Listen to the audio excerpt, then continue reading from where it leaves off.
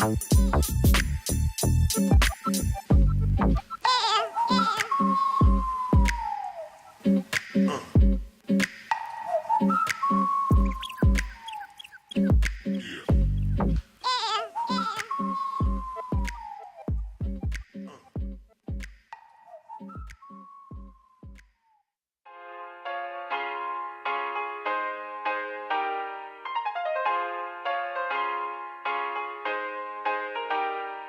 hello again, everyone. This is Bob Mannery, and you're listening to Tom and Mike, AM in the PM, only on A2D Radio. Tom and Mike, these guys are fucking awesome. But their side piece, Greg, that guy is a goddamn problem.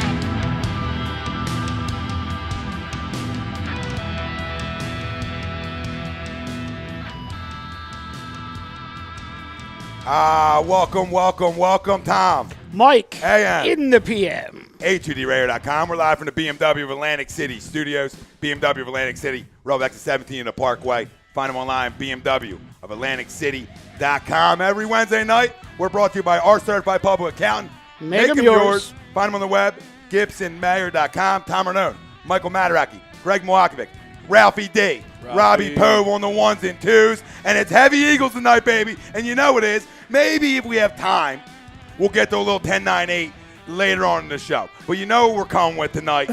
And listen, we're playing for it all, right? When everything was lost, we're playing for everything. You see how that worked out? And the curse went. We'll get into that. We want your questions, comments, concerns if there's any. And if there is any concerns, we don't want them tonight.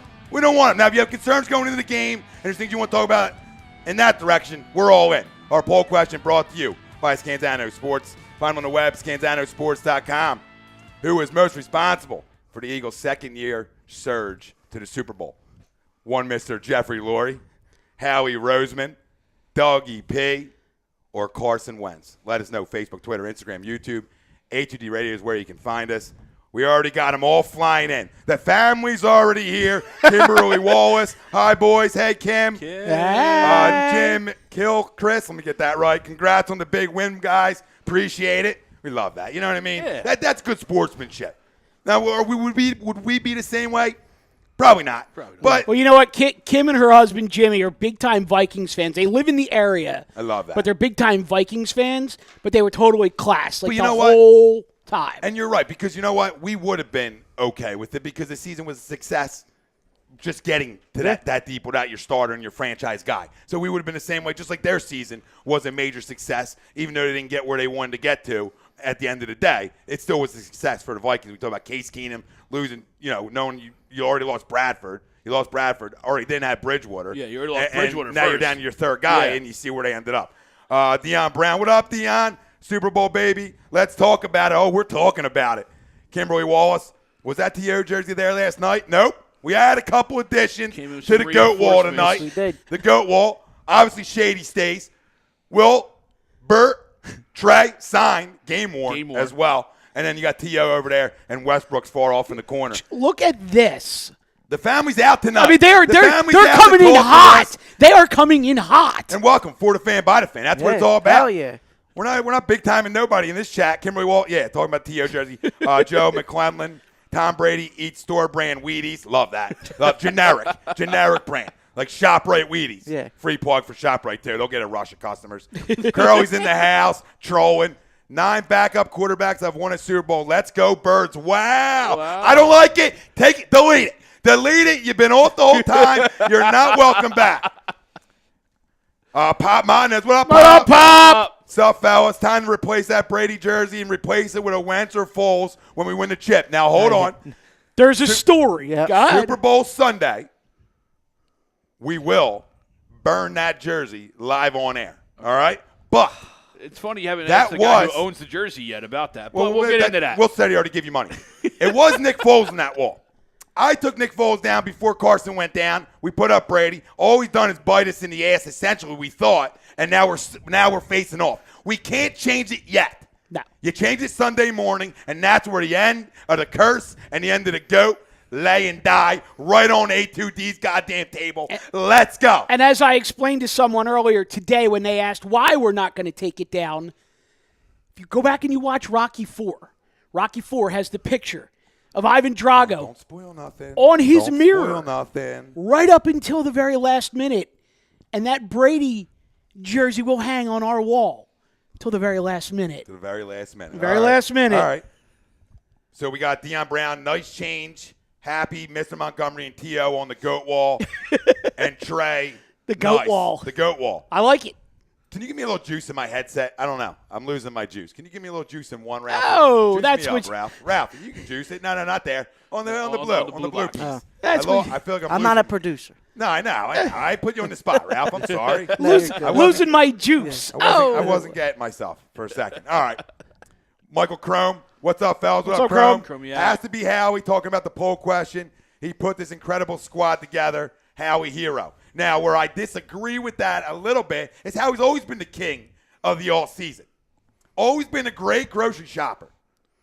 We'll get into the poll in 1 second. Get through a couple more of these comments. Pop Monez, I missed last night, talking about last night's show. Jason Grisola, Howie, Kimberly Wallace. I'm just trying to stay with Eagle stuff. That's all right. Vinny Masson, at this point, I got to say Dougie P. Dustin, I'm not going to get that last name right, brother. Wentz in the D. All right, Michael Caparo. What up, Mike? Go Birds. Gang. Love it. Johnny Scans, why is the Brady still up there? Get the full jersey back. We just covered We're it, getting Scans. there. Come We're getting on. there. Thank you for the jerseys as well. A little 2-week donation. We love you. Aluda LeGrand, Doug from the seed of Andy. Yeah, he is part of the tree. The seed. Deion Brown, who's most responsible? Everyone. But I would say Howie. Jason, it's not a success if we don't hoist a Vince. And now that's where we're here. And guess what? It's a curse of the Lombardi. Yeah. The only team that ever beat them in the playoffs, the only team that ever beat them for an NFL championship, and we never won one after that. He's coming to rest at the link in 11 days. All right? Write that one down too, baby. Let's get to the poll. We'll get back to the family in 1 second. All right. Mike, to the poll question, who's most responsible for the Eagles being where they're at right this second? To me, it's got to be the architect. It's Howie. And the reason that I say that is if you look at their active 53-man roster, they have 24 guys on the active roster that were not here last year. And for him to be able to bring guys in at a certain level, whether it's through the draft, free agency, rookie free agents, whatever the case may be, for him to be able to bring guys in that could play at a certain level and guys that Doug could then coach up to get to that next level, for me, he's not the executive of the year for nothing. So for me, it's the architect. It's Howie. All right. And I know you're not. I know you're not going where I'm going. So that's great. And I That's thought great. the same, but I'd more or less give that to Joe Douglas because of past of past all You seasons. are a goddamn problem. Where- I love you. Where Howie's been a great grocery shopper, but they've all spoiled. So what's the I'll tell the you. different I'll common tell you as soon denominator? as Ralphie's done. So mine is 11. You got your franchise guy, and yes, Howie did make that move, but you got your franchise guy, and in his second year, I mean, I think we all. But doesn't that go to right to where I'm going with it though? Well, that's Doesn't your the co- choice. but doesn't That's that not the- my choice. But doesn't that the coach up matter? It helps. But It helps. You're But going here's to the you're thing. going to a Super Bowl. But here's Hold the on. thing. Hold You on. let me answer my You goddamn did. question. You did. Everybody knows you took 11. All right. So now I'm rebuttaling your answer for Okay. a second. Okay? For a minute. And I love 11. All right? But at the end of the day, you're playing Super Bowl 52. Did we miss something? No. With essentially a backup, right? I granted he started With three before games, with yeah. a backup. But a guy who didn't take any goddamn snaps, essentially in OTAs, preseason, throughout the regular season, because you have a young quarterback, and when you have a young quarterback, he gets all the goddamn reps. So who does it go to getting this team coached up in his quarterback and here's to where- get to the success we're at right now? And I'll give you that. But you swap Well, that you one. Yeah, swap no Nick choice. Foles with Carson Wentz, And Nick Foles, by the end of the year, gets exposed as a starting quarterback in 16, 17, 18 games. Carson didn't. Carson took everything that Doug's play calling and changed everything at the line when he saw it, because that's what Carson was doing. No, I get that, but you're this fresh into starting games again. It's hard for you to expect the guy to go up and start changing plays the line of scrimmage what he's when he done didn't have all season right, to do but it. we got to 13-3 with Carson. Listen, Carson's work ethic, there's nobody matches it, okay? Nobody's taking anything away from 11. He's the reason we're here, too. You know what I mean? That's why they're all on the poll question. Right. So you're not wrong. I'm just I know I'm not. Well, you're wrong to a point. Go ahead, Ralph. Because this once Ralph's done, though, I want to come back here. And I would love to answer it, too, because I essentially didn't even goddamn answer it. No, you guys Go got it, ahead, Ralph. Ralph. Going. Go ahead, Nah, go. but I think ahead, Ralph. mine would be Dougie P. I think 100% it's Dougie P. Like what Tom was saying with what you were saying with the spoiled groceries with Howie. You know, you brought I gave the one off the before the show with Nadami Asamoah coming in, and he stunk. But I think you brought the players in, and Dougie's the one that's coaching them up. He's the head coach. He's taking the blame after every game. He's taking the blame after every press conference. So I think it's got to be Dougie P that's leading us to the Super Bowl. I mean, he's doing it with a backup quarterback. He's doing it with Nicky Foles, man. He's doing it with less than that. I mean, he's doing it with all the injuries, all the adversity, and to keep a locker room believing, to keep a locker room together. That's all on the head coach to get us to where we're at right now. Now, does Howie deserve credit? Heck yeah. Sure. Heck yeah. Does Joe Douglas? Of course. Right? I mean, does Jeffrey Lurie? Yes, because I believe Jeffrey Lurie's the one who wanted Doug back. When we were talking about it earlier, we thought maybe it was Howie. You thought that was more Jeffrey to get back to some old ways. I agree with you on that one. I think it's more Jeffrey. So we also have some firsthand knowledge of that, by the way, which we've talked about before. Chris Lyons says the secretary to Okay. answer the poll question. He would. In Kansas City, He which would. I love. I love that one. Kickers' lives matter. Chris Rico, I'm going to have to go with Wentz. His progression from year 1 to 2 has been amazing. Without him, I can't imagine the Eagles go 13-3 and get the number 1 seed. He's the piece that makes this thing go. Of course he is. He's been helping Foles prepare every week, and that type of character and leadership is extremely valuable. Completely agree. 100,000,000%, 20%, okay? yeah. But at the end, but my point is, helping with Carson's work ethic is the culture that the head coach has brought back into the city of Philadelphia. That all plays a part. Right? It plays a part with what you wanting to be around your coaches more, what you wanting to be in the facility at 6. It all plays a major part. We argued all year that, before the year started, and I would tell you, when people were talking about firing Doug, and I'll say, you guys crazy. Carson's success and Doug's success are tied at the goddamn hip. And if that hip's broken, you're in trouble when you ain't walking. But no, there ain't a but with that. No. But take one of them out of the equation, who still succeeds? 11 probably does, but there's no guaranteed way of knowing. But you took 11 out of the equation, and Doug is still succeeding. Well, exactly. yeah, because the team is.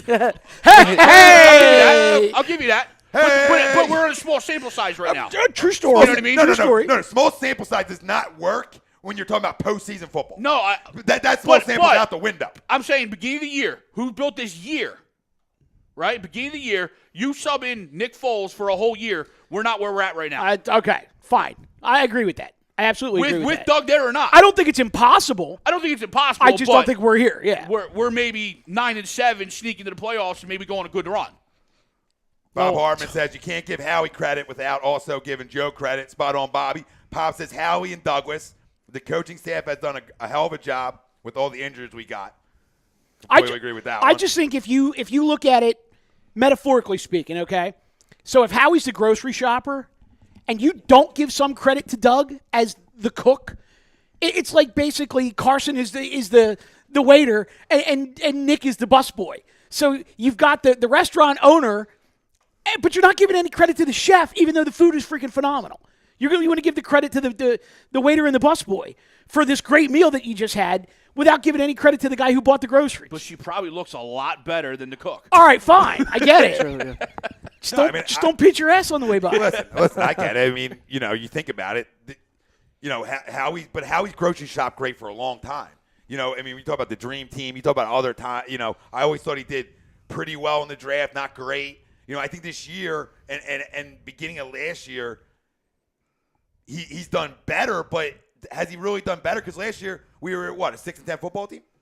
7-9, 7-9 6-10, football yeah. team, whatever, you know. Yeah. And that, so, I mean, okay, so did he win an all-season? Yes, he won an all-season in terms of Chris Long, the value, how valuable that is, right? Like Garrett Blount that Jarrell's talking about, how valuable that kind of guy is. Having winners in his locker room. We talked about it pre-show on how important Chris Long's been. I mean, ever since 11 went down, every time we needed a play, Chris Long's been there to make a big play for this football team.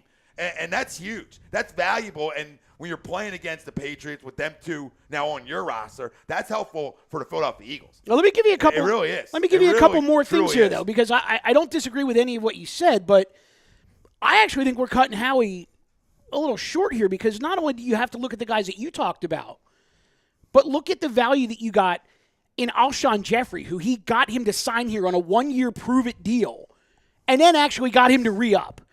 Torrey Smith, who on the field hasn't been great, but has provided a ton of leadership.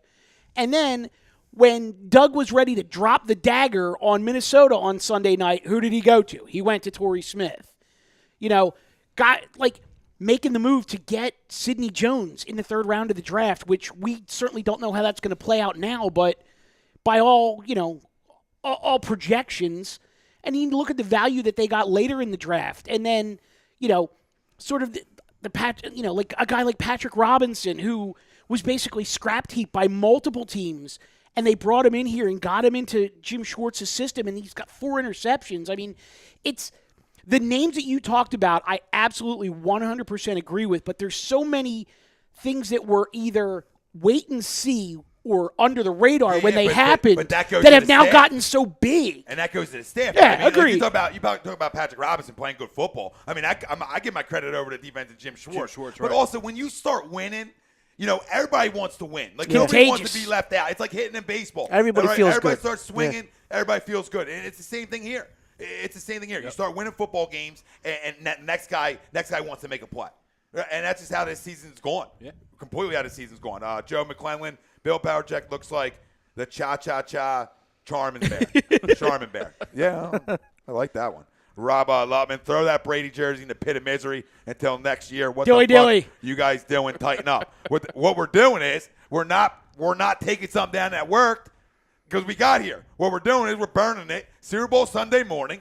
Everybody be patient. We're a city not built on patience. Oh, no. Hell no. Right, and rightfully hell no. But until then, we're going to look that MFer right in the eyes and stare it down for 2 weeks. So Jarrell's saying he saw this trade. Wentz to the Browns for 2 first-round picks and Myles Garrett. That's great. I jokingly trolled the world with that right after the game. Just That's as crazy. a joke. Mikey the Greek, considering the move Chip made after he was fired, we were 5 years away. How he gets back power and magically reverses Chip's moves. If you look back at the move upon move, all you can do is shake your head and wonder how was he able to do what he did. This is a Hollywood script in real life, a la Moneyball. Love it, Mikey the Greek. Yeah. Flat out love it. And I think the one move that stands out of any of them is the Alonzo and Maxwell to Miami for 7. Can you hold on for a sec? Thank you. That's to the Instagram, dude. This is why I'm reading out shit. You know what I mean? Hey. What's that? Just to the Instagram guy who won't stop. That's all. Don't read shit out. Go ahead. There's nothing on Oh, here. There's shit on here. I got a ton on the YouTube chat here. There's a hello. That's it. Oh, I'm getting inbox then on Instagram from the guy. That's even worse. Now he's DMing. That's cute. All right, go ahead. What were you saying? I was saying real quick. Go ahead. The move I think that sets this all up, obviously, is to get to 7. How you were able to score the 7th pick from Miami for Alonzo and Byron Maxwell, which then obviously sets up the jump to 2. If you don't get 7, you can't get to 2. No, you're absolutely right. How he gets full credit for getting up there and getting absolutely. the And franchise you somehow guy. got 7 out of thin air. I think my buddy Mike Minatola on the YouTube link that was dropped on the Facebook was saying that 25% to each, and I really like that. I really do. I could buy into I'm that. okay with that. You know, I'm completely okay with that. All right, They all have a piece. Yeah, on the YouTube chat, I mean, it's jumping. Gina Marie Dixon, oh my, Fly Eagles Fly. Jay Lash, what's up, fellas? What up, Lash? I last week on the show, I said that Keenan was playing on borrowed time, and look what transpired. LOL, I'll take full credit. Love it. We got no problem giving it when we're playing in Super Bowl 52. David Roska, our Rams guy, is now on the Eagles train. Of course, Says, yeah. fly Eagles fly, Courtesy go of Eagles Dave. go. It's Eagles time. Buy your jersey? Todd Womack, Philly Dilly guys, love the underdog role because now it's Foles, which is going to play in the Super Bowl. I think it's the 27-2 Foles. Listen, it might be. I mean, what you saw last week, it very well could be 27-2 Foles. John DeCasanova, Vikings miracle was really our miracle. We're taking this chip, baby. Fly, Eagles, fly. TTT ballin'. Ben Simmons tearing this MFR up, 11, 13, and 8 at the half. Nice. Stephen Cotillo. Forgot they were even playing anymore right now. I mean, that's how crazy it is. It's funny because I actually turned on the Flyers game for a minute last night towards the end when they win in overtime. They played. And they, yeah, exactly. They played. And then they flashed the standings, and I'm like, holy shit. They're not a wild card team. They're actually top 3 in the division. And I'm like, When did that happen? They went on a run. When did that happen? I'm like, the Flyers are on fire. How did I miss this? Oh, we're going to the Super Bowl. The Eagles are on fire. Okay. Hold on. We got a lot more here. Stephen Cotillo, Fly Eagles Fly. Chev93, what's up, boys? Bird Gang. Like I said on yesterday's show, remember this score, 24-17 Eagles. It's our time. TTB Ballin says, oh, by the way, Eagles are going to the Super Bowl. By the way. Go ahead. Yeah, nothing too big. Yeah, by the way. Jay Lash, do you think Shady ever comes back to retire as an Eagle eventually? Nah, I don't Retire as an Eagle? Maybe, but will he ever play with the Birds again? I doubt it. Yeah, I actually play. No, I don't think so. Be careful what you pursue. I predict Chris Long has a big impact game. He came to Philly due to wanting more reps. He has something to prove. Just a hunch. Go Birds. I actually like that a lot. And we'll get into that a little bit later, but I think the Eagles' defensive line depth is going to be huge in this game. Jacob Bloss, what up? Loving the T.O. jersey. What up, Jacob? Jay Lash wants the Brady jersey down. We already covered that. We got that there. Jake wants to know if we're streaming Super Bowl morning. Yes, agree to disagree. We'll be on Super Bowl morning. William Whitsitt, let's go. Best damn sports radio there is. Thank you, William. Know it. Let's go. You know it. Let's go. You know this. Jay Lash, what do you guys think about the ongoing Vikings fans crying about how they were treated? Now they're butthurt. That's cute. all. I mean, we would be treated bad if we went there from some morons. I love it. It's like 1 or 2 kids treat 1 or 2 people bad, and it's a whole 67,000 fucking people. I mean, can we get a grip, dude? I was at the game, the divisional game, messed with some Falcons fans. They messed back with us. That's all it was. It was joking. After the game, same thing. Nothing serious, no fight, no none of that Well, here's shit. the difference, though. But then you got animals that are just idiots and young kids that drink way too goddamn much. They're probably not even 21 years old, like the kid in the freaking video going, you know what I mean? That's what you're going to get sometimes. Well, it's just part of pro sport Right. Well, in the East Coast. Here's the difference, though. When you're from the ATL, you know how to handle yourself. When you're from Minneapolis, don't you know? And you want to come into the opposing city and just, go out and do a little sightseeing and watch a football game and have a good time. And it was too warm for him. It's too warm. Look, like everybody said, you want to decorate our front door, we're going to come in and decorate your house. Or just decorate your goddamn back door like we did on Sunday night. They came to our front door and we kicked them in their back door. Timmy Baldorin, what up, Timmy? Enjoy the time leading up to it and soak it all in, fans. No doubt. Unbelievable time. One went away from history and a parade of all parades on Broad Street. This team, city, and fans deserve it. The Birds are more talented and more well-rounded of a team and will win. Book it, and I freaking love it. Chris Estrite, what's up? My good fellas, Fly Eagles Fly. How about Darby? He came through. Eagles 34-10. Wow. Let me get a couple on the gram here. Yeah, gram it up. Big Timmy Jam 25. What's up, Big Perm? That's me. Big Perm? Big Perm. And Big Asante Worm? 324. Do I buy a full Super Bowl jersey? No. I agree absolutely with not. Yeah, don't do that. Although I got my dad and Anaheim Ducks forward Patrick Eves checking in from home. They're listening on Facebook. They shot me a text. They wanted to shout out. There we go. Yeah, shout it out. Bobby Hartman. Patrick's down in Florida training after his injury. Okay. So Dougie Zeke, what up, get Zeke? well, Pat. What up, Zeke? Says, yo, what up, dogs? Crazy. But I give credit to Dougie P. He made me a believer. We got this. And he goes 27-20. And listen, I love being. I mean, don't you guys love being just a dog? I love that mentality. I want to be a dog every day. Like I want to walk. I walk around thinking I'm a dog. You know what I mean? Like I want to bite you. And that's how this football team's going about their business. Just man. keep on disrespecting us. Disrespect away. I love it. I never want. I never want to stop being disrespected. I want to win a Super Bowl and be disrespected week 1 of next year. Yep. I love it. I don't know about you guys, but I thrive off of that kind of shit. I love it for my football team and every team in this city. I don't want too many people believing in us because when too many people believe, things go wrong. Yeah. TTP ball, and damn, Tom's fired up tonight. Shit, we're Love in the it. Super Bowl. I'm like, really? Because Tom's not fired up any other time? True. But Eagles he season. says 1 Howie, 2 Dougie, 3 Wentz for the defense. Mike Sipek says, what's up, guys? What's up, Mike? Todd Womack, can't wait for the roast, which I'm assuming means the game. Todd Womack, everyone gets a 1, no one over the other. Talking about the poll question. Okay, that's fair. I like it. Ryan Brodo, what's up, guys? I'm glad you guys are on tonight while I'm stuck at the airport. Killing time listening to one of the best sports talk radio shows there is. See you guys soon. You know this. Travel safe, Ryan. 0.2% of the credit goes to Chip Kelly. Without his dumbass moves, we may not have gotten Wentz.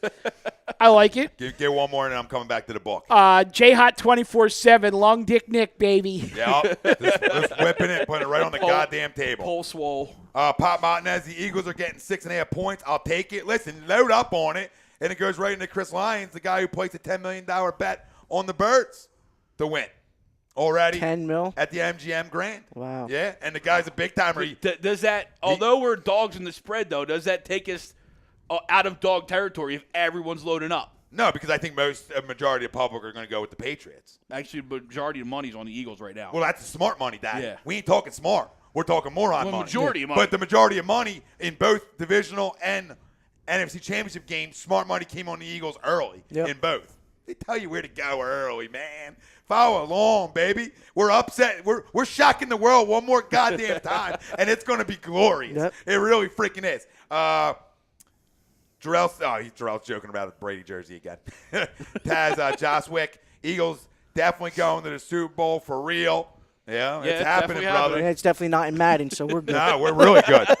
Lenny Robinson, what up, Len? He said, put the Westie jersey where the Brady is. We're getting there, Len. We're getting there. Relax. He said, Everybody chill on the Brady jersey. There's a plan. it will be burned Super Bowl Sunday morning. Right on agree, disagree. Right freaking here on this goddamn table. I must have in an Eagles trash can. I must have 5 comments on here about the Brady jersey. Yeah, it's like, going down. relax. It's been there all year, fam. It's been there all year. Terrell still And this saying. is not the Terrell's time to still change. saying. So it's not the time to change shit up. Yeah, 5 more times in the chat. We love the engagement, brother. Keep firing away. Deion Brown, Madden simulation has a score Eagles 26, Patriots 21. Let's go. Let's go. Can we go already? Can we go now, Ralph? Yeah, let's go. Let's go around the door. Actually, this one is Let's get our good. spot ready. J-Hot 24/7, flat out, this Eagles squad can beat the Pats bad. They can. I mean, They can. listen, you look at what for any quarterback, okay, not just the GOAT, but the blueprint's been written already on how you got to beat them. And how you got to beat them is your front four better put a ton of pressure on 12 and put it on them early. That's how you get to the greats. You put the pressure, you smack them early. what the Giants did. And then you get that pick later on in the game. You know what I mean? You get a guy crumbling a little bit in the pocket instead of stepping up. I mean, that's how you beat a guy like this, because now you got him thinking too much. And he's worried about the pressure instead of worried about what he does. That's what you got to do with your front four. You cannot blitz this guy because he'll pick you the hell apart. He will. And I think that's why it's a perfect matchup, because Jim's not a blitz-heavy guy. Nobody has a better front 8 in football, because we got 4 guys that can come back in and get to you too. So, I mean, everything, we match up well on the outside with them. Their defense has gotten better, no question, okay, but they still can be exposed. Oh, yeah. They don't stop the run great, and we run the ball really well. And the way Nick plays, and now you're talking about in a dome, in a great environment, you saw how the kid threw the ball 47 degrees compared to 0, family. We told you that one was going to happen too. But the difference, so now you're in an environment where, to me, it suits our offense better. They're going to do their thing no matter what the weather conditions are. It makes sense? For our offense, in the dome suits us great. Well, It really does. And here's the difference for me is if you look at the teams and the games that Brady has won Super Bowl wise, the last however many times he's won it at this point. But if you look, I mean, he comes back from 28-3 because he just wears down the Atlanta defense. He comes back from being down 10 on Seattle because he wears down the Seattle defense.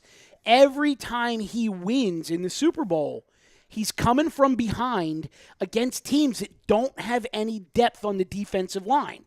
And the narrative is the same every single time.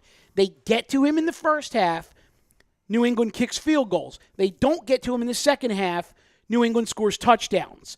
That's not going to happen with this group because their defensive line runs 8 deep. And they're rested, like Fletcher talked about, a couple weeks ago. And that's big. He's never felt this good. And what was the downfall of our defense year in, year out? I thought over the last couple of years and even through the Chip years was the second half of the season.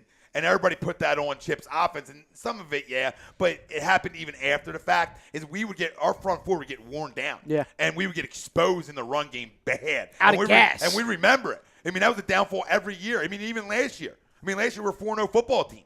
Our defense let us down throughout the year. Yeah. Now you add additions of a Barnett, a Chris Long, a Jernigan. You already have Bo. You're just so deep, that you're fresh. And at this time of the year, the fresher team, it most likely is probably going to come out on top. Well, and to that point, though, too, Tommy, not only are they deeper and fresher, but they're unselfish.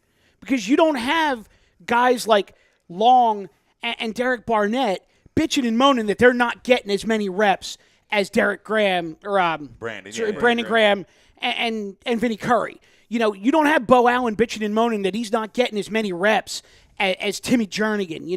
You don't have that drama amongst the defensive line. It's like a well-oiled machine. And guys know, what their roles are, when they're coming in, and when guys are going to switch up. And, Greg, you talked about it a couple times over the last few weeks where they had that little trick where they're sliding Brandon Graham inside to get that extra speed in the middle with the speed around the corner and the linebacker blitzing through that gap off the tackle. And, just little wrinkles that they keep putting in with these guys that are just pretty much willing to do whatever it takes to rally around Fletcher, rally around their guy, and just keep pounding it. Well, what do you think? I've been saying family the whole time because that's what this football team is. Yeah. You know what I mean? It's a family. Nobody's bitching about carries. You talk about like Garrett and Jay and Corey, even in the backfield. Nobody's bitching about how many catches they got. All they're caring about is the scoreboard. And at the end of the day, in the win-loss column, you getting a W. That helps. And we talked about that helps, though. Oh, yeah. Going 13-3 solves a lot of issues. No question. But you buy into it. Right, you start absolutely. believing. I mean, you've seen 13-3 teams fold in the playoffs. What do they say? And Winning cures all ills? It sure does. So we got a ton coming in here. Yeah, I mean, the YouTube is ridiculous tonight, too. Guys, we're just not going to get to all of them, but we're going to get to as many as we can. We're going to freaking try. Jay Vachi, run the ball against the Pats equals holding. Probably true story. Richard Yost, first play of the game. Deep pass to Jeffrey for a 70-yard TD. Let's go. Love it. Pop Martinez. It won't be Jeffrey. It'll be Torrey, but, yeah, we're on it. Keys to the game, simple. Get the Brady with the 4, and it's over, and that's what we were just talking about. Ishmael Rodriguez. All my family are Cowboys fans, and a few are with me and my sis against the Pats this year. But most, just like the pit of misery, 35-27 Eagles. And Lenny Robinson says we need to get A2D press passes to many. Yes, we freaking do. Chris Lyons talking money line, but he said 34-20 Eagles final. Love that one. Tell Chris Lyons to get on the press passes. Yeah, come on. What are you doing right now? Get on the press passes. Come on, computer guy. Drew Lentz. As deep as we are on the D-line, you better believe TB12 is going to do everything in his power to keep us from rotating guys out. That's a great point, Drew. Yeah. And we'll talk about that even more next week. Expect 2 plus 12-man penalties if we try. Now, he can do that, but there's always going to be another drive. And that other drive is where you get other guys in, and you do it that way. Yeah. So, yeah, okay, he can keep you on the field. Go ahead. Go ahead. No, I was going to say what you brought up with Chris Brady on it too. Brady coming back is just like last weekend with Jacksonville. They hit him early. Oh, yeah. He was flustered early, but then in the second half, they laid back. They played prevent, which obviously means prevent you from winning. Yeah, Lose. I want to lose the game. And he picked apart, prevent does and nothing but prevent you from winning. He picked apart the supposedly best passing defense. Right. And that's what he's done in the second half of all these games, or the fourth quarter or whatever it is. They've stopped blitzing. They've stopped getting their pressure, maybe because it's tired, where we now had that advantage of bringing 8 guys at any given time. And you can rotate, as we've seen, any of those 8. True. And, you're right. And so hopefully the pressure stays on 12 to where he doesn't have a third quarter or fourth quarter where all those dogs are tired and he's just like, blue, blue, Right. blue, blue. Well, and here's, spot on, but the other piece of this is there is going to be a big-time chess match here between Doug and Bill Belichick because if you look at the Patriots, I mean, they're 29th ranked defense in the league? Yeah, they're pretty bad. But yet they somehow managed to hold Leonard Fournette, who's one of the 3 best young running backs in the NFL, to 75 yards on 22 carries. But isn't that what they do, though? They take your best player out of the game. And when you talk about the Eagles, who are you taking out? You know, I mean, that's what. And that's what I was saying. The chess match is going to be which weapon on the Eagles is Belichick going to try to take out? Because, I mean, you could try to stop the running game, but they got 3 running backs that they rotate through. You could try to stop the passing game, but what are you going to do? Are you going to shut down Jeffrey? Are you going to shut down Ertz? Are you going to just lay back in a soft zone and try to take away the entire passing game and let us pick up 5 yards at a time on the ground? I mean, there is going to be a big-time chess match that goes on in the first quarter and a half of this game that's really going to dictate the way the rest of the game flow goes. And it's interesting you bring up their defensive stats because that's a lot skewed to the early in the year. No question. When they were terrible. If you look back at their last 10, 12 games, they were only giving up 14, 15 points a game. And to your point, you're right.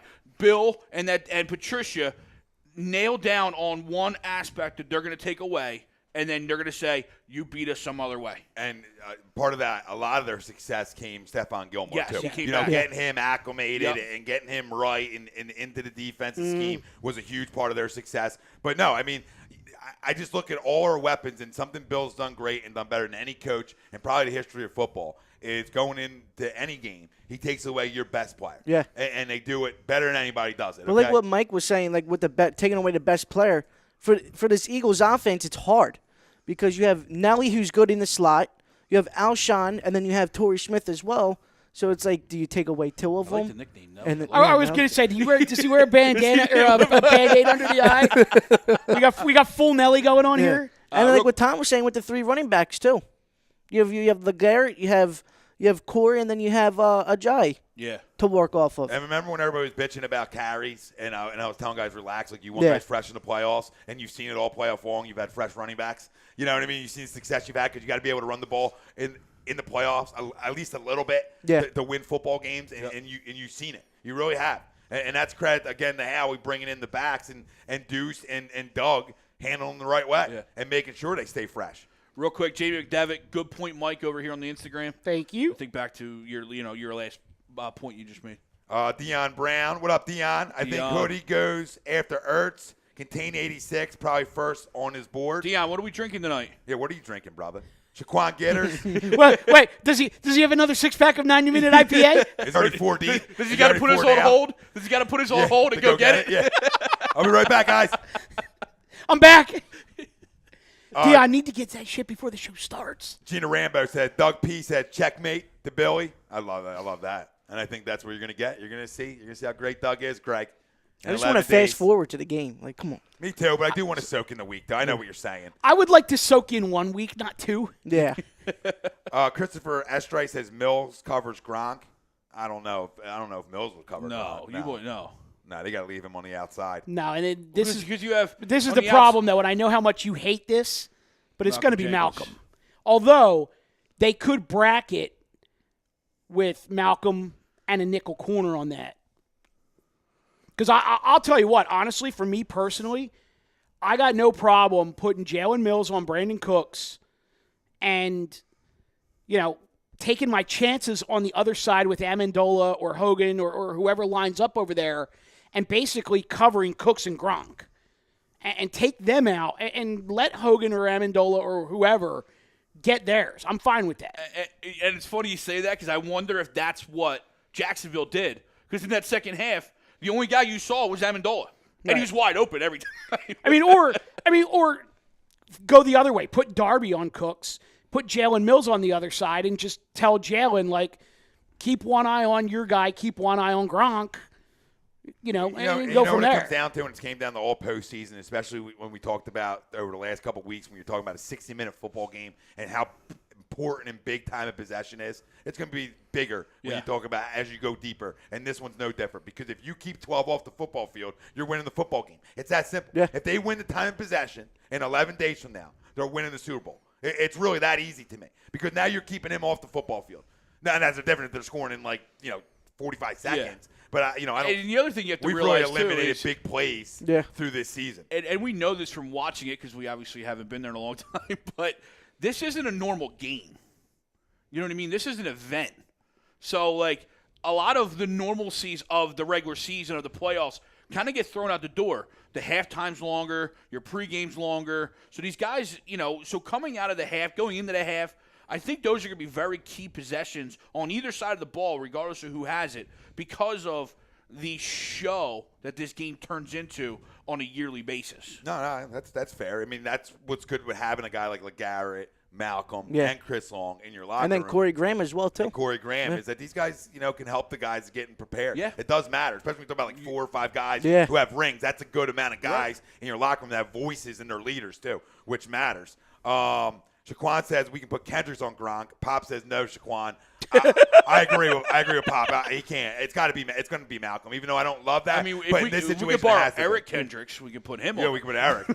I mean, he's done better. But, though. There might be times where he is covered. Yeah. I mean, there just is. There's going to be situations where I'm sure he's matched up on him, and there is maybe a bracket with Malcolm over top. Yep. Situations like that where Mike was saying. Chris Lyons says, Ertz, that is who. Foles, outlet, make him throw the ball down the field.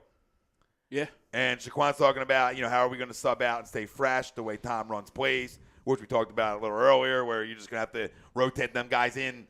Series the by next series. Yeah, maybe it'll be series by series as opposed to play by play. Here's the one great thing, though. If you want to talk about just the foresight of this organization, the week that they spent in Los Angeles between the Seattle game and the Rams game basically mimics a Super Bowl week of being away from your regular facility, your regular practice schedule, your regular everything.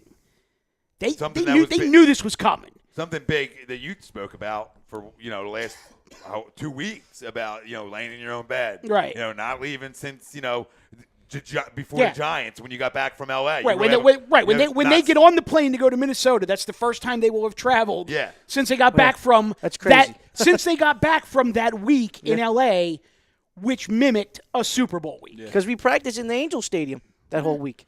Yeah, we did. Sorry. Dion. No, I am not leaving. I'm here, fellas. And you all know I have 2 6-packs, so now he's double. Yes, now he's double, and I love it. He's in for the long haul. 2 6-packs on deck. A Pottstown's own Victory Brewing Company. 60-minute IPAs on deck. There we go. Little plug there, too. Yeah. We gave you the little plug. Now everybody's going to be buying 6-packs. He should just You're welcome. He should just host us for the Super Bowl. He should, really.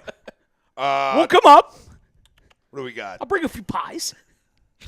Yeah, we'll bring some bring pies. things with us. You We're get the not coming 60-minute empty-handed. IPA, we'll bring some pies. We're not coming we're not coming empty-handed. Yeah. We got a ton of class over here. Milan Vuk over here says, "What's good, guys? What's good, up, Milan?"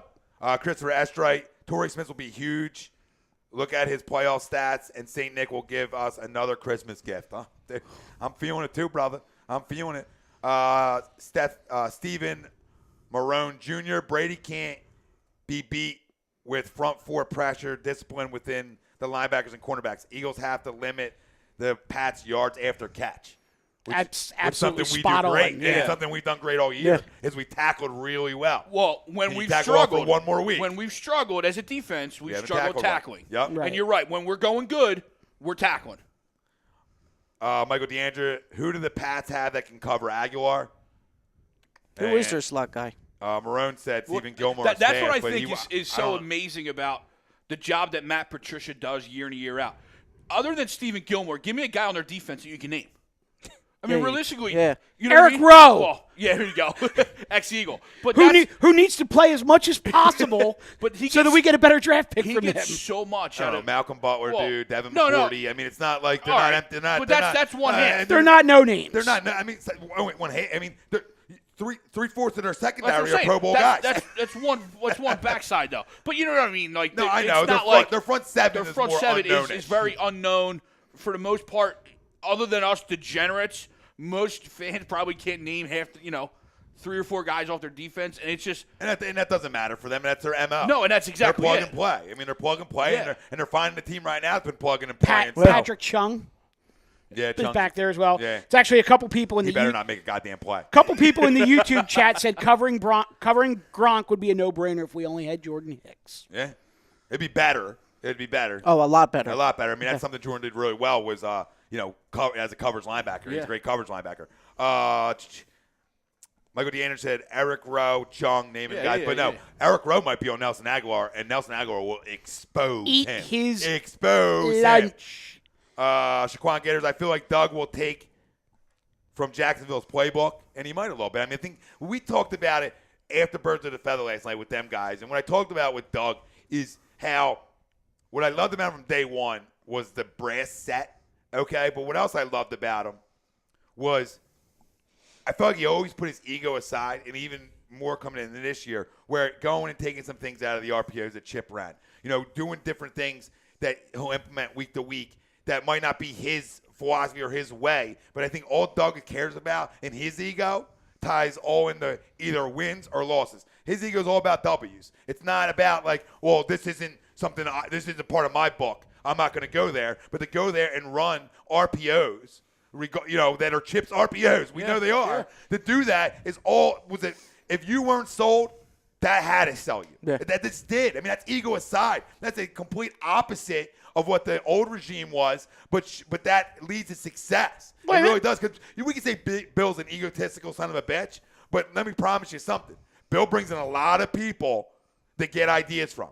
It's not all Bill's idea. I mean, Chip's been there with Bill. Other guys he brings in from college. It's not just all Bill. No, well, I mean, it's the absolute trademark of a smart coach is when you're put in a situation where your quote-unquote system isn't necessarily working the way you want it to, you then have to look at your players and say, okay, well, what are their strengths and what are they going to do that's going to work? So, I mean, basically, like you said, he just flipped the script.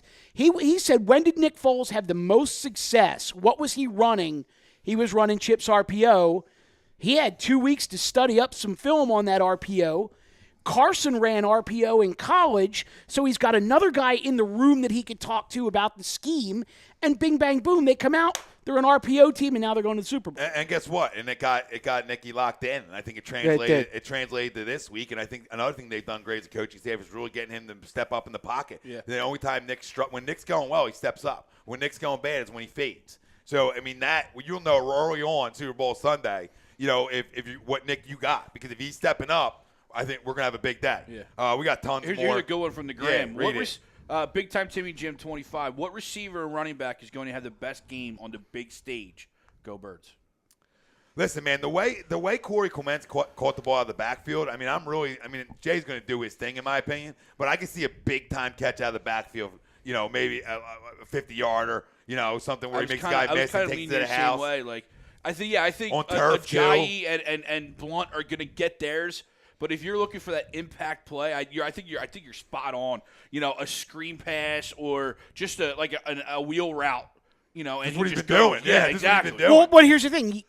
Go back through the season, and you look at the running backs who have had success this year against New England. Kareem Hunt, Shady, Kenyon Drake, guys like that all have a very similar style to Corey Clement. The shifty, can run the ball, catch the ball out of the backfield, quick first step. I absolutely think Ajayi and LeGarrette are going to get theirs, but I'm on board with the Corey Clement thing. Because this is what he's shown over the last 2 weeks. I mean, he made a big play in the Vikings game and make a guy miss. I think it was Anthony Barr. I mean, you're making Anthony Barr miss. Hit him with a stiff arm and a spin move. Yeah, the kick and flat out catch the ball in the backfield. That's so hard to do in Madden, let alone in real life. Oh my God. There's like two buttons at once.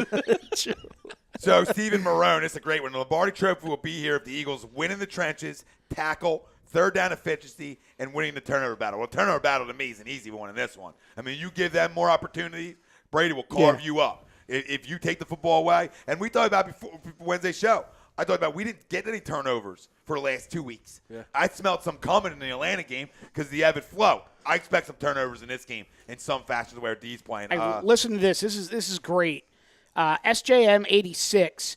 Eagles will establish a way to give Brady multiple looks out of a dime package with Jenkins in the box. They need to press New England's wide receivers and maintain consistent pocket pressure. Make Brady create space rather than collapse around him. And then he says, no doubt in my mind, the guy that Belichick is going to take away is Ertz. And that's pretty much been a consensus from a lot of people chiming in that they believe it's Ertz the guy. That's fine. That's fine. And Michael, so Phil Slomes, Eagles should run the ball down their throats. And I wrote back, don't completely agree with that one. Yep. They should. Steve Marone, I love how Doug got Foles under center rather than keeping him in the shotgun. I believe 2 TDs came from throws under center. Yeah. They've done some flea things that are flicker called. one. And that, you're right. And that comes from the difference between a Carson and a Nick guy. Or what they're used to. What they're used to. And what they're Great what ball they're too, better Ralphie. Yeah, I mean, you want to talk about a bill for dime? Ooh, baby. I mean, when there ain't no wind, Can you do that again? Baby. I mean, when there's no wind. I mean, we talked about it last week. Me and Mike were at the divisional. I mean, obviously he was there last week too, and so were you. But the divisional, when you're up top, you could feel. I mean, it was flying. And the way Nick throws with arc on that deep ball, it just everybody thinks, oh, Nick can't throw. Well, it's just no, he can. He can throw. That's the one thing he can do. Yeah. Well, the pass to Alshon traveled, I think it was 55 yards in the air, which was the most yards traveled by a ball in a conference game. 55 yards in the air. Wow, that's interesting. Yeah. It's your little stats and info. Dropping stats and info. A2D stats. I feel like when he's talking, we should have like sound effects on the background. Mr. Tennessee 88 with 55 yards in the air with a trajectory of 32.7 degrees. Ellie Belly 11:59. Hi. Ellie Belly, that's Len. I know. Oh. She's waved high. Oh, okay. So I waved high back. Well, you could have said Len. Said Ellie Well, I Belly. was giving the plug. You're reading Tat. You're reading I was handles. reading the plug. I didn't even realize my fucking wife. So I was like, who Ellie Belly? He's so jacked up about the Super Bowl, he forgot his wife. He's like, let's go back. She's listening now. Don't say that. Let's go back to this Never for a the second. case. Let's go back to this for a second. If they do take Ertz out, or take Ertz away, I should say, is the next option in the passing game Jeffrey or Aguilar? To me, your most explosive player is Nelson. Coming out of the slot, yeah. The passing game? Yeah, in the passing game. Jeffrey. Okay. In the get the ball to my guy, however I have to get it game? Nelson. Okay. Kind of like what they did so against. So you're okay with a little razzle-dazzle, some inside handoffs, wide receiver screens, they're gonna have stuff like that? You're going to have to pull that out. Yeah, know who your best player is. And your most explosive player, and find ways to get him the football. Yeah. All right, and I'm fine with that. You do have to do that. But how many times, and I'm not saying us, Eagles, this group, this team, whatever, but how many times do you see teams get too cute in the Super Bowl because they think they need to reinvent the wheel and it comes back to bite them? Yeah, I don't think that's his coaching staff. I thought that was the flea flicker. I'll tell you why. And I'm screaming right before that play, don't get cute, stay on it, just run it. And then he did it, and I'm screaming no, because you know it's a Torrey Smith. And he already had a huge drop in the game, and I'm going, no, what are we doing? And then, obviously it worked out, but. And that just goes to the adversity, the drop, the Trey Burton not getting his feet down. Yeah. And you're like, here we go again. You give up a touchdown because, you're not lined up on defense early on. Yep. And all these three things happen. You're like, oh, my God. Here we go again. I mean, this is unbelievable. I mean, Len was saying, like, we're going to Super Bowl. And I'm sitting there like when the game's over, and I'm like, did we just win that game? Because early, right away, it was like, oh, you had a bad feeling in your stomach. And then those first two drives on both sides. Chris Long makes a play, and you see how momentum is. When you talk about the Vikings went right down the sports. field, and I'm up in the stands like, oh, shit. Here we go. That was by far the most relaxed second half I've ever had at a playoff game. Oh, I can imagine. I mean, seriously, like, once they kick that field goal and they go in 24-7. They come out second half, and you could just tell that the Vikings had nothing. They just had no answers. When it got to 31-7, it was a party. Yeah, it was absolutely a party. When it was 24-7, Zeke was like, it's over. And I'm like, dude, it's not yet. Like, bro, just not yet. Let's just get there, dude. We can celebrate as much as we want, say it's over when the clock hits 0. And we're, kumbaya. But, so much can go wrong. Well, wasn't it? It was 31-7 when I hit you up, and I was like, Eagles in the over. Is it too soon? Not yet. Not yet. Oh, James Wilder. What up, James? After Jolly's fumble against Atlanta, he was going off for the remainder of the first quarter. Then he disappeared for 2 games. I feel like they're keeping him hidden, and they're going to let him go against the Pats. Foles is hot right now, too. So that's a well-rounded offense paired with a crushing defense. This is our game. It's my boy James. I freaking love James. He's great in the Mr. real talk Tennessee group. 88 on the gram. Shout out to Philly through Vegas. Shout out to Philly, though Vegas has Philly to win an upset, FYI. Well, yeah, it would be an upset. Because Vegas is a genius. Yeah. Yep. Martinez exposed their linebackers with Clement, what we're talking about, and Ajayi out of the backfield if Belichick takes away the outside. Yep. Chris Lyons, where was his? He says Clement catches 5 for 60 out of the backfield. And he also said there's nothing cute about the Eagles. And that's true. Like a lot of teams, like Mike said, they get to that point and think they got to reinvent the wheel. And that's why I don't think this football team is. Yeah. You know what I mean? This coaching staff is. You have guys who've been to Super Bowls, either backup quarterbacks like Doug has twice, right? You have guys like Frank Reich who's been there as a backup. So you have guys who've been in this in a coaching staff to the players that translates to. So I just feel like these guys know what it takes for what's in the next 11 days to get it done and get yourself ready to go with all the distractions and everything that comes with the Super Bowl. So I know we're getting ready to come up on a break, but I wanted to throw this out here and get your thoughts on it. We'll get the people talking about it a little bit as well. Yeah, we ain't breaking it until the comments stop. All right. I'll let a goddamn cigarette on I'm there. good with that Sorry. then. It might happen, So- fam. I'm sorry. Patriots record-setting 10th Super Bowl appearance. No other franchise has reached the game more than 8 times. Sight set on the 6th Lombardi Trophy, which would tie the Steelers' all-time record. A New England win would also mark the 3rd time that a team has won a Super Bowl 3 times in a 4-year stretch. So the Cowboys did it 92, 93, 95. That was first. Patriots 01, 03, 04, and then Patriots again. This would be their 3rd in the last 4 years. Somebody say Josh Ennis is in here watching from Houston. Oh, yeah? Yeah. What up, Josh? What's up, Josh? If that's true, Bob, that's what Bob Chime Hartman in. wrote. Bob's not a liar. Chime in, Josh. We wanted Josh in the studio. Some guys here miss you. Oh, so a lot of guys. Unlike a lot of guys here miss you. Jabrones. Some guys miss you. Rob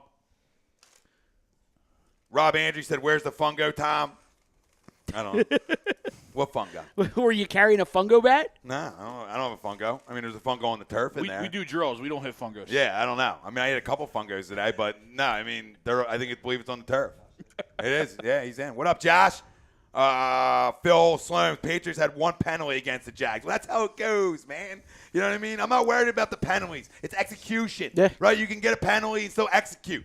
I'm not going to buy into this. The Eagles were one of the most penalized teams in all football this year, right? They haven't been disciplined at all, and all they do is find ways to win games. We talk about it all season long when people bitch. Look at the Carolina game. Well, people bitch moaned all year about how they won games at times, right? Oh, not the blowout games, but the tight ones, right? Oh, and all we kept talking about is you go to the locker room with a W, that translates. That matters. When you're talking about postseason football, nobody gives a rat's ass if you win a Super Bowl with a 2-run walk-off. Nobody cares how you win it. Right. It's as long as you win it and you're on broad. Yeah. Yep. Agreed? Agreed. Sixers JT, Josh Ennis makes Chris Carlin his bitch. I love it. No, he doesn't. Shouts out to Ennis coming from the YouTube chat. A lot of people giving him love on here. No, he is the man, Bobby. Well, me and Bobby always think alike. I mean, Bob's like I feel like he's my goddamn brother. Yeah. He might be my twin. I got to see what he looks like. Real quick, we're about to lose the Instagram guys. You know where to Mr. find us. Tennessee 88. I don't think Brady will get his 6. Shouts out Steeler Nation. Steelers suck. But on the Instagram, come over to Facebook, YouTube. You know where to find us once we lose you. Yep. Yeah. Good. Yep. I don't know where you're done with the Instagram. Well, no, I'm just saying it's about the hour, so it's gonna kick off. All right, listen, you're just joining us. Poll question brought to you by Scanzano Sports, where you can find the fungo, scanzanosports.com. Who is most responsible for the Eagles' second-year surge into the Super Bowl? We talk about one Mr. Jeffrey Lurie, Howie Roseman, Dougie P., Carson Wentz. Let us know, Facebook, Twitter, Instagram, YouTube. HUD Radio is where you can find us. Shockingly, other than a lot of people who said everybody, didn't get any actual legit single love. Who? Jeffrey Lurie. Yeah. Yeah. Well, I mean, does the owner get that? Is he going to get that kind of love? But I mean, if you believe like we do that, I think he was the driving force to bring Doug back. So kind of like if you're gonna get on me for saying Carson when you think it's Doug, then we can get on you for saying Doug or Jeffrey because you brought Doug back. and he essentially gave Howie back. I'm just saying. I was just throwing out No, the and accusation that no one actually gave him any. You make a good point, though, because here's the thing. When the whole thing with Chip went down and Howie got exiled to the other side of the building, he also could have very well gotten exiled right out of the building.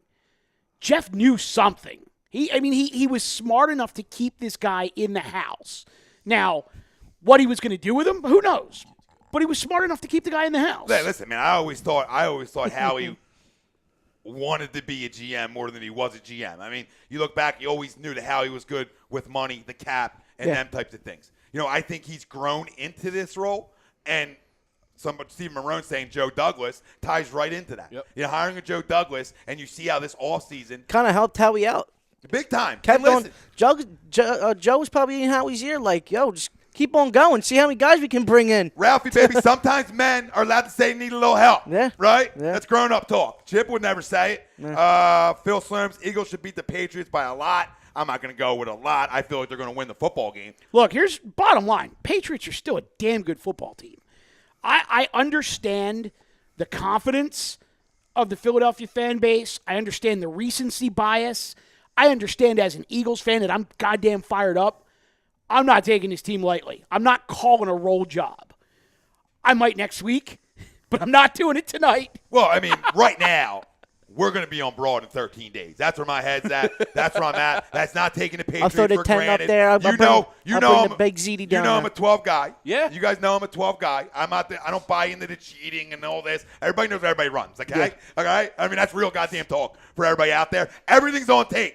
Every year, and every coach watches everything on tape. You have an idea on what people are going to run. So I never bought into the Spygate game, right? You got to execute, right? If you miss a guy wide open or you don't put a ball in the goddamn money, it doesn't matter how much you cheated. It's like Bobby Knight used to say, I'll give you my offense. You can know my plays. Now, can you No, stop it? you just got to stop Can it. you stop it? This is actually great here. Headbanger McBaggins. I feel like our defense is much better than the Pats. We need to consistently pressure Tom. He gets jumpy and uncomfortable as he progresses through the game. If you maintain the pressure, yes. Early. But if you let Tom get comfortable, then that jumpiness goes away and you got problems. It's Smooth Foreman. Time for the dragon to be slain. Coach, I think he's talking about Coach Belichick, and he says, FTB12 and his diet. TTP Ballin makes a great point here. He says, another key is if we get the lead, don't play to lose, or don't play not to lose. No, not with the brass balls hanging Yeah, from Doug's. that type of between Doug's conservative legs. play. I don't see that. That type of conservative play is where the Patriots thrive. Foot on the gas pedal until the clock hits Hold zero. on. What did you see last week? I mean, what did you see last week? Yeah. I mean, that's That tells you everything. That's jugular talk. And then vice versa. Tells you everything about him. That's night. But then vice versa, you have Jacksonville taking a knee with 58 seconds left, or take two knees, 58 seconds left and two timeouts. Yeah, well, that's ridiculous. And that's then ridiculous. that's why you lose. That's exactly why you deserve it. You deserve it. Jimmy Chonga, Doug Peterson needs his own What up, statue John? right next to Rocky if we win. Oh, hell yeah. I mean, I'll start molding that goddamn thing tomorrow. He wouldn't like it. Oh, my God. That's I great. know. He's hurting over there. 1 year. Deion Brown says, One year. when the Eagles do win this game, name me 3 people outside of Laurie that will hold up the trophy after the owner and Dougie P. That's a good one. Carson? Wait. 3 people after Lori? Yeah. And So Dougie. it'll go Lori, it'll go Howie, it'll go Doug. Is What's going to happen? what's going to And happen. then it'll probably go Nick because he played, and then Carson because he's Carson. I don't think Carson will touch it on camera. It'll probably go Nick. I'm going to go Fletcher, and then Rodney. yeah, I'm going to say whoever is, And me. and then Tom. Yeah. Sprinting on.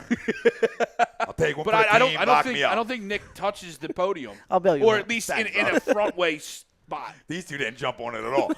He put his head down. He kept talking. I put my head down. I put my head down for a reason. You're not going to bail I'm me not out. bailing you the got fuck out of You got jail. the most goddamn money on this. Hey! How does that? If I did, I'd be paying my $12,970 to go there. True. Yeah. We'll do it.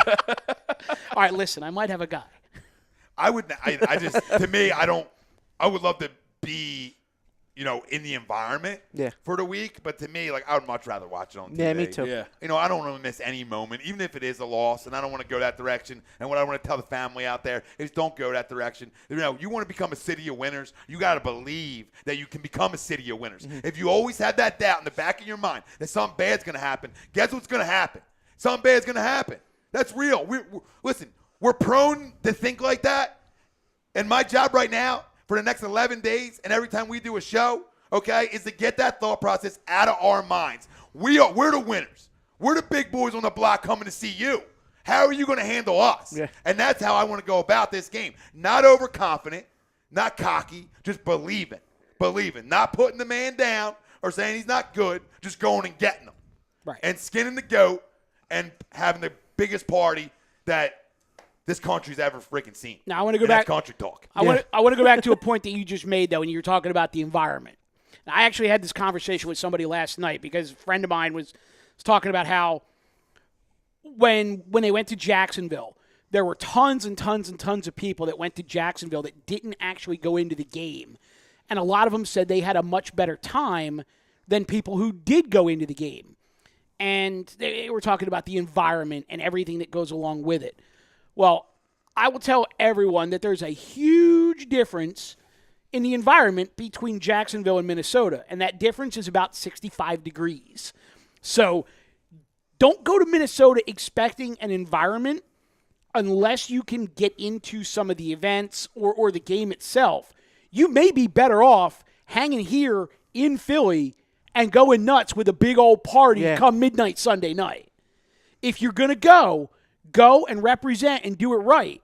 But if you're just going to go sit in a bar in Minneapolis and not do anything, come home and do it here. Yeah. Listen, I want to be with family, man. I want to feel, if you're anywhere else, I know like Ryan's watching right now, and I know he's in the Carolinas, right? And I know part of him probably felt like he was missing something. He watched the game. Yeah. He had his emotions going, right, like he does. But I guarantee part of him felt like he missed something. Even when I'm in Florida, in November and they win a game, part of me feels like because I'm not in the city. Yeah, you're not home. That I'm missing. Part of me's missing. Well, part of that win's not there. Go back to the last championship we had, 2008. Now, I'm in my living room surrounded with, like, my best friends who are family, and we're all jumping and hugging each other and celebrating. That's exactly it. I mean, if you could go to a game, that's above and beyond. But just being home, just being here.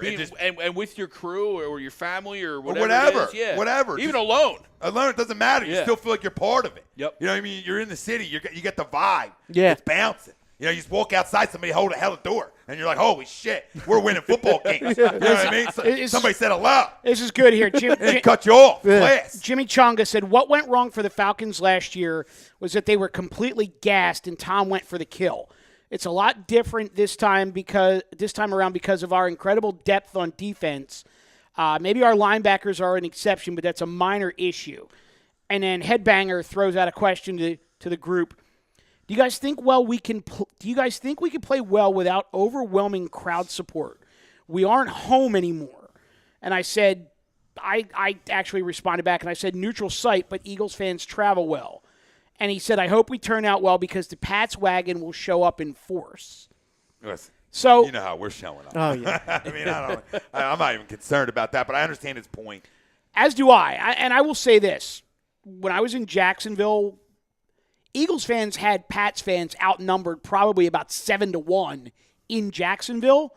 But once you get into the stadium, I mean, it is a very corporate, antiseptic almost kind of event. Like there's a lot of quiet seats in a Super Bowl. There's a lot of people that aren't a fan of either team that go because it's an event, which means if you have tickets, you really, really, really got to bring it. I'll hit you with this one, man. If you can't find the energy to get up for the biggest game of your goddamn life, Then why are you going? check your goddamn beanbag. Yeah. I'm talking about the players. Like, if you need, in a Super Bowl, your home crowd support, during the game, I can't help you, bro. Yeah. You know what I mean? It's the wrong sport. Yeah, you're wrong sport. I mean, these guys, if you're not motivated to go into this one, you never will. You should be able to play the Super Bowl in front of an empty stadium. Exactly. Knowing that it's the biggest game of your life. Sean Spielman, what's up, ladies? What's up, Sean? What up, Sean? Did our known stroll out Peter North style? Just tuning in, ladies. There was a strut. There's always a a little strut, strut. man. If you ain't strutting this week, there's Vincent something Kennedy, wrong with you. I wanted- Thomas Kennedy Arnone. I wanted to hit the Ric Flair strut on the way in, give it a little Well, Rick Flair. woo. Side topic here for a minute though. Side chambers. How nuts is it going to be at the Royal Rumble on Sunday night in Philly with the Birds being in the Super Bowl? I don't know. I mean, I know you won't. I know, but I could almost guarantee there are going to be points of that event on Sunday night where the commentary gets completely drowned out by Eagles chants. No, there's no doubt. And I'll be all about it. Get that video. Sean Spielman, you know I'm a huge Giants fan. We know, brother. Yeah, Sean. Respect what your team has done, but respect the hell out of A2D this year. Been the real talk all year. Should have said it been the year of the real talk. Yeah. That would have, Thanks, Sean. Appreciate it. Love bro. it, brother. Thanks. Daniel Bakley, I'm going to the Rumble in my Eagles gear. Actually, I might too, to be honest with you. Keith Cowan, what's up, Keith? He goes, let's go. And that's where we're going. Phil Slims, Atlanta dominated the Patriots. I missed the whole game pretty much.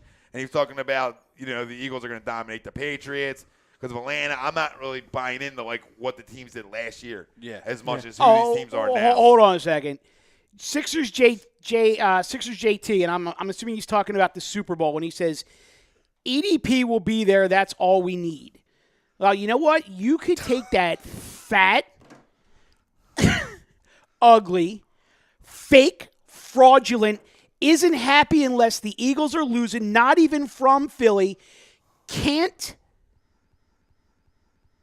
without 75 curses, not unlike Mike just saying, and take that guy and you can stay where the sun doesn't shine or run into that guy, I will pretty much put him in his place in about 3.5 seconds. He has a city bad rap, dude. He does. He's the worst. He is the worst fan there is. He's so stupid. He has no valid points, no football knowledge. He's just spitting off nonsense out of his mouth. And, there's other jabrones out there that they're trying to do the same thing. One guy comes in every video, and it's black and white like he's in a rap battle. I mean, it's this well-scripted out thing. Reading off the script. That all these Eagles fans fall in love with. We don't need another motivational speaker, homeboy. We got Dawkins. The guy wants to be Dawkins so bad. I'm not going to say his name because it don't matter, but the guy wants to be Dawkins so bad. Just do a video. Talk to us. Yeah. Talk to the people as a person without this whole scripted freaking Hollywood goddamn set behind you with a whiteboard. Yeah, I don't know. Gets under and crawls. Because people shit at him. I'm like, what are you falling in love with, dude? Really? The guy, the guy tailgates. He's a media whore. That's fine. All right, more to the fam here. Back to the real fam. Yeah. Sean Spielman. Doug Zeke said, was Spielman strutting when the Giants hired Shermer? After that offensive performance, I don't know what Giant fan's happy right now. Oh, yeah. True. Michael DeAndrea, that's what I say, Phil. Eagles have too many weapons for the Patriots to cover. Pats only have a few guys. So he thinks that we have more weapons, which we already talked about, which we do, and they don't have as many. But you know the Pats. There's always somebody. There's always somebody. Yeah, there are Last year was Chris Hogan. Yeah. You know what I mean? Like who knew Chris Hogan? You know, Steve Marone. Freaking played Penn Steve State Marone. lacrosse What? before he played freaking football. It's crazy. Steve Marone said Buddy Ryan is looking down on this defense, and I'm gonna can I triple dip that? You know what I mean? Can I go? Jerome Brown's looking down on this defense. Jim Johnson looking down on his defense. The minister of defense is looking down on this defense. The list goes on. A family up top that's looking down. And I said the other day in the video. I mean, you think God sits upstairs and he's like, get the Red Sox curse out of here. It's time, right? Yeah. Get the cup, get him out. No. All right. You think God's not a goddamn realist? He's like, you know what I mean? And he's not saying it's Eagles time. Come on, let's be real.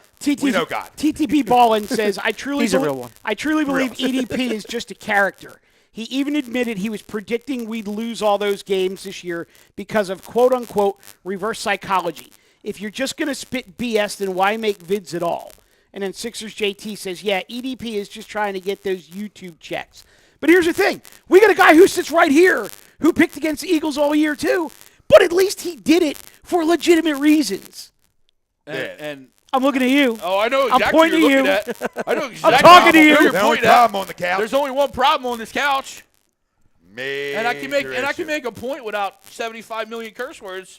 spewing out of my mouth. And you're not racist. It's amazing when you can actually talk and speak in English and complete sentences. Yeah, I mean, I drop language sometimes, That happens. but I mean, but that's what it is. I'm not. I don't Going think to the I'm Super It's not Bowl. every other not word. spewing bullshit out of Anyway, my let's mouth. get every off other the word. EDP. Yeah, well, you know, we're it's talking about it. We're talking it is a about proven family fact talk. that Any people part who of his family. use profanity are smarter than the average No bear. question, Oh, yeah. just not that guy. Yeah. Yeah, I mean, there's a lot of people who are. He's just not one of them. With all due respect, actually, Yeah. zero respect. I don't. There's care. no respect. No respect given. Spielman to Zeke. No Zeke. I didn't strut. I took my anger out on the Shermer hire on my wife's back door. Woo! Wait, which back door? Probably the back door of his house. Probably just walked in. Just walked in. Trying to Well, you know how to fix it from back door. yeah, he's trying to get cute family talk right now and really, puff his chest I that broke way. the back door. Will you fix it? Yeah, he's strutting. Now he's strutting. Now he's I mean, strutting. it's like, did he put his hand through the screen or did he put his hand on the screen? Stephen Monroe says it's going to be Jenkins and Kendricks on Gronk, most likely, brother. What else do we got going on here? Deion Brown, Darby on Cooks is a matchup I like. Again, McLeod, I can't lose sight of. What's he saying? He talked about McLeod? All right. McLeod needs to step up on the bigger stage. I like him back there, but shit, he's no B-Dog back there in crucial moments in games. It's a reason why B-Dog was a Hall of Famer. I don't know where Deion was going with that, but Yeah. no, I thought Rodney's played well. I mean, Rodney's not a Pro Bowl safety. He's that tier right below it. Yeah. Like he's on the echelon where he could have a big year and make it, but he's just I think he hits hard. People know he's back there. Wide receivers know he's back there. And I think the less you have to talk about safeties, they're doing their job. Yeah. He tackles well. I thought Rodney's had a really good year. I really do. I thought Yes. he's finally got acclimated more to this defense from year 1 to year 2, and you start to see it. I thought he played really well. Personally, I think he. Am I on? Can you guys hear me? Okay. Yeah, I got you. Something happened to the headset here. I think he had one bad game. He had a bad game against the Giants, and then the one play against Oakland where Jalen Mills was supposed to have safety help over the top, and they both bit on the inside move, and that's it. But I mean, seriously, like if you go all the way to that second Giants game without even talking about the guy, he has one bad game, and then he blows a play later on in the season in a game that was this close to being meaningless. No, that's a solid season. Yeah, no, you're absolutely right. Yeah, and it's like you said, the less you talk about your safeties, or at least a portion of your safeties, because you're always going to need one at least in coverage. Agreed. And that's our Malcolm. So that other guy, if you're not talking about him, He's doing his mean, job. I mean, look at the way 100%. Minnesota was built. Everyone knew Harrison Smith or Sendejo, but you didn't really always know them both. You only knew really one or the other because one of them was going to be the focal point of whatever their defense. That other was. safety's almost like that, like O-line talk. You know what I mean? They're never going to get full credit. You Right. don't talk about them a lot, but they're the ones who end up winning you some games. We talk about Brandon Brooks and Wisniewski. Your two guard plays has been ridiculously good.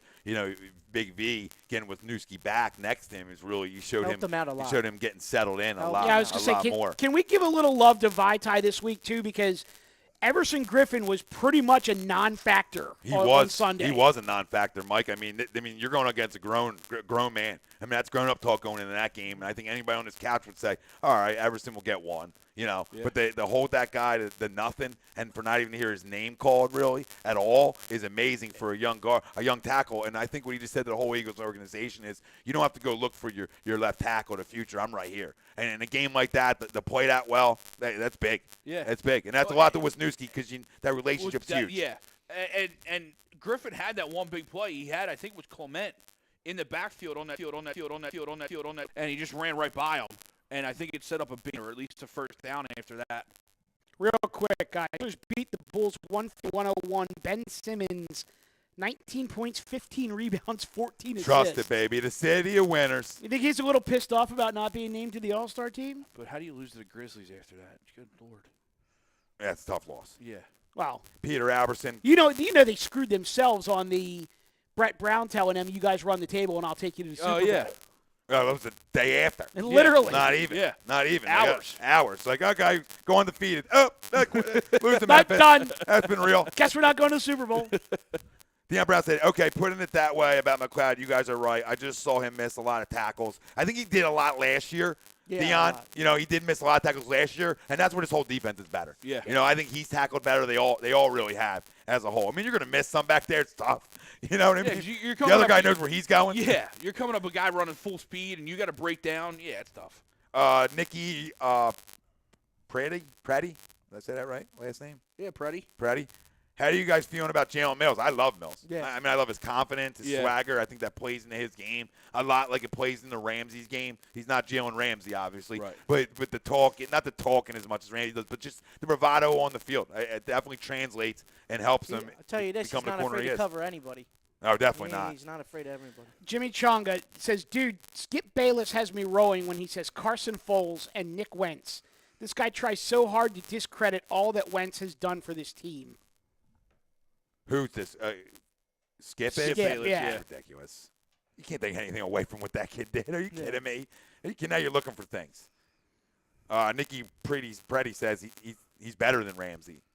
He's not. Yeah, He's not. I mean, I like the confidence. I in love your own guy. Jalen. I love Yeah, Jalen. and Mills. you're right. I love Mills. I love Jalen, but yeah. So mean, I like you. I like your style, but he's not better than Ramsey. No, like with all due respect, I mean Jalen Ramsey is the best cover corner we've seen since Deion Sanders. Yeah. And that's factual. And he talks just like Deion and walks it too. And the other thing about Ramsey I love is he's physical. Mm-hmm. I mean, Mike remembers when we traded up to 2, my best player on that board was Jalen Ramsey. Yeah. I'm like, I'll have to take Ramsey then. If we're trading up to 2, we were joking about it. We all knew who we were taking, and it was going to be one of the quarterbacks. But I was like, Ramsey's the best player in the draft. This guy right here went back and forth for a month on Laramie Tunsil and Jalen Ramsey and wanted nothing to do with a quarterback. I would have taken Tunsil and not thought twice about it. No, me either. And he turned out to be Especially if you stayed at pretty 7. good. I mean, if you stay at 7, yeah, you're right. Yeah. Tunsil falls right to you. Oh, No, I know when you went up to 2, you're But getting yeah, a quarterback. yeah, exactly. But my point was that my best player on the board to me. I come. Now, you can make an argument that both are 1A, 1B. Yeah. He was dominant sides of the football in terms of sending Jalen. But huge snag out of the Jags, and the Dallas Cowboys can thank them, in my opinion. Because you got a guy for the next 10 years at the corner position compared to a guy you have a shelf life of 5 or 6 that he's really great. I go with the D-back all day. Yeah. In my opinion. So they helped them out. They really did. I do want to get into your early feel for this football game. I want to get to a couple more comments, and maybe we can do early feel, on the other side. All right. But I want to get to a couple more comments, and then we'll go there.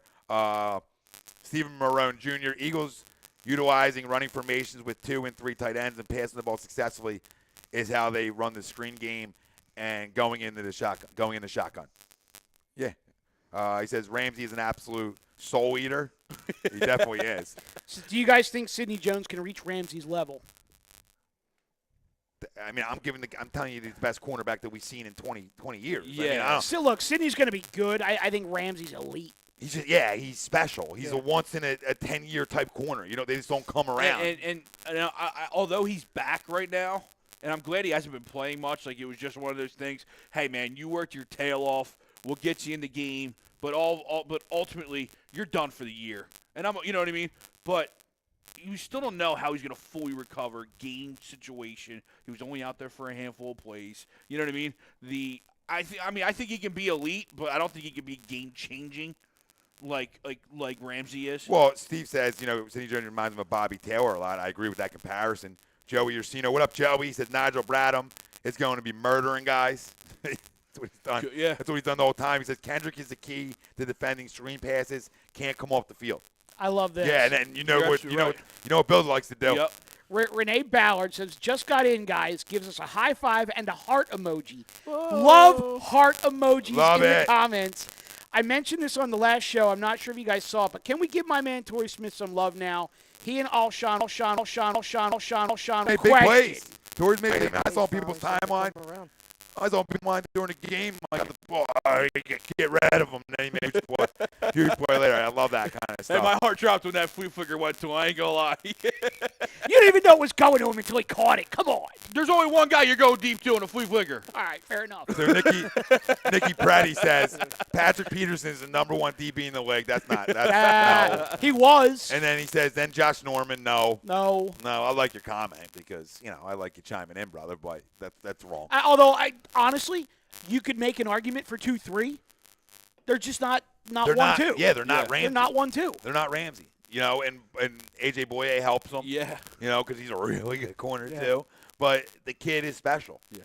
And he looks like I said in the video, and he's like, "We're going to the AFC Championship. We're going to win that bitch, and we're going to Super Bowl. We're going to win that bitch too." And he's wearing the jacket. It's like, who's this? Denzel and American Gangster. I loved it. Did he have alligator shoes? Because if saying- so, he was Ric Flair. And he's saying Ramsey had one big year. Well, no, I disagree. I think Ramsey's had 2 good years. Last year was a rookie. Yeah. So how much are you going to go off of? In this 1 year, he's had a better year than Norman's ever had, in my opinion, and he's had a better year than Patrick Peterson's ever had, in my opinion. Just opinion. Not saying you're wrong. When Patrick Peterson was in his prime, was he better? I don't think so. I don't think you can lock down guys like Jalen can. I would even say at this point, Patrick Peterson, when that entire Arizona secondary is healthy, may not even be the best defensive back on his team right now. So you're saying because Nikki Preach says because he has help. So what does Josh Norman have on the other side of him? Breland, not a bad corner. Not a bad corner. Merriweather, not a bad safety. So you act like he plays with no doubt, essentially. Yep. Yeah. So I don't. The honey bag. And Patrick Peterson, players around them. His whole That's what I said. He may not be best defensive back in his own he had backfield. Camardi when Camardi was a pimp. Right. And everybody forgets that when they went to were locking things down. So every corner's had help. You think Deion hasn't had help? That's what makes good defense is when you have good corners. When Deion went to Dallas and Deion went to San Fran, didn't have another corner on the other side? This is great. He did. This is great. TTP Ballin says Norman was a 1-year wonder. And then Jimmy Chonga says, I'll wear a vote for Pedro T-shirt for the rest of the year if Nick Foley and Dynamite wins it for us. Well, go back to Norman because I think you're dead on. Look at your linebacker. You have one of the best middle linebackers in football. Your defensive line at that point was Julius Peppers, Kaiwan Short. You know what I mean? Your D-line, that was when the Panthers' defense was ridiculous. Oh, my God. Yeah. To say Josh Norman didn't have help? See, he might have been the only corner on that team, but their front seven had so much pressure that no one was able to pass the ball against them. Yeah, Josh Norman's a good corner. We're not trying to take anything away from the guy, physical. but I like he's physical. Get up in you. And the one thing I will say is since he's gone to Washington, he's gotten a lot better against the run. A lot better. Yeah, he'll come up and hit you. But you have to be able to play the run to play in the NFC East. Yep. NFC South? Maybe. So has he stepped up his game and gotten better? Yes. But that doesn't make him the best 1-2 in the league. He might be 3-4. Yeah. Michael DeAndrea says Ramsey is Deion 2.0. Which is what you Steve said. Marone says, he shut down Antonio Brown on the outside. Rebecca Milwakovic. Hey there. Hey, Rebecca. Mom? Hey. Oh, it's Mom? That's Mom. Hey, Mom. Hey. And what else I got? Sean Spielman. Are you guys going to Minnie to put this show on Radio Row? Your sponsor got that money. Send you. Been a hell of a year for the whole A2D crew. Hell yeah, it is, brother. I would love to go to Radio Row. If somebody's got the money out there to send us and get us in, we're in. And Go fund me. So let's do this. Let's go. Let's do this. We're an hour 30 into it. We'll take a quick couple minute. We'll come this football game. Early score predictions. Obviously, we final ones this week. But I want to gauge you guys on how you're early on about this because we don't really get this kind of thing. Yeah. We did it before the division round, obviously, but we don't get this too often. So it's going to be fun to get an early feel. We want the families' early feel out there. Comment it in when we get back on the other side. And we'll continue to talk birds. We'll get in a little 10-9-8 if we have time. Yep. And whatever the hell else you want us to talk about. For the fan, by the fan. Tom. Mike. I was just staring you down. Say, did you want me to start? No, I was just looking at you. AM. PM. A2DRadio.com. This segment was brought to you by Gibson Mayer LLC. Our certified public accountant. Make Make them them yours. yours. Find them on the web, GibsonMayer.com. Give us a couple minutes. I got to make the first move here. Oh, feels good. Hey. Don't stop. We'll be right back on the casting couch here on A2D. Good day.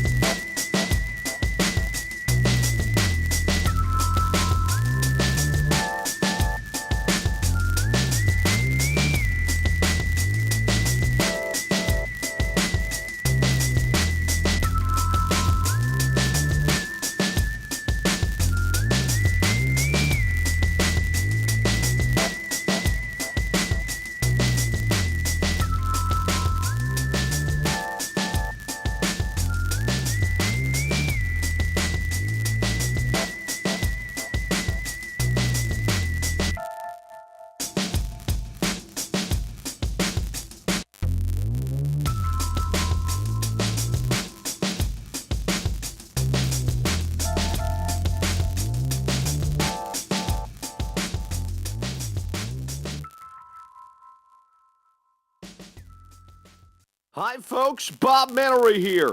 You're listening to A2D Radio, real sports talk radio for the fans, by the fans, no agenda. These guys are the best in the business. Hashtag it. No notes.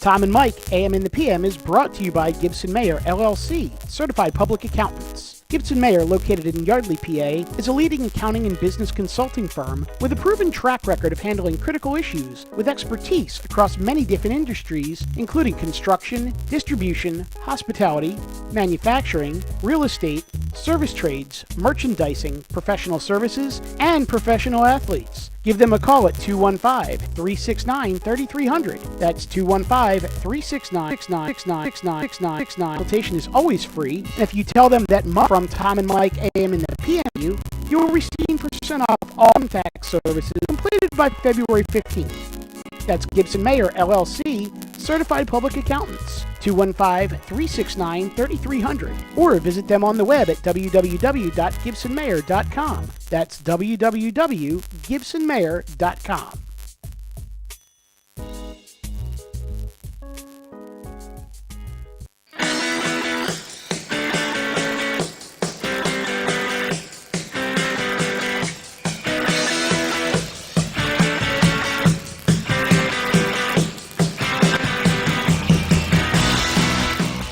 Hey, do you need to get your skills in shape? Then contact the Scanzano Sports Center, located at 5 Carnegie Plaza in Cherry Hill, New Jersey. You can give them a call at 856-889-3434 or visit them on the web at www.scanzanosports.com. Johns, semi-private and team training lessons in hitting, pitching, catching, outfield, along with turf run. Scanzano Sports Center with a 31,000 square foot indoor facility, 4 batting cages, and a 4,000 square foot strengthening and conditioning room. So what are you waiting for? Contact the Scanzano Sports Center today.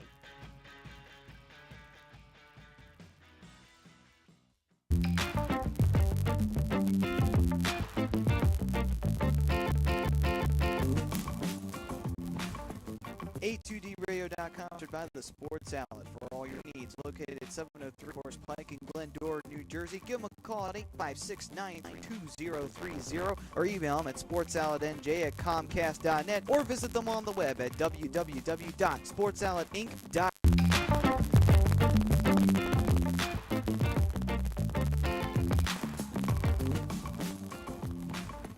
A2DRadio.com is sponsored by the Sports Outlet for all your sporting needs. Located at 703 Black Horse Pike in Glendora, New Jersey. Give them a call at 856-939-2030 or email them at sportsoutletnj@comcast.net or visit them on the web at www.sportsoutletinc.com for all your sporting needs. The Sports Outlet.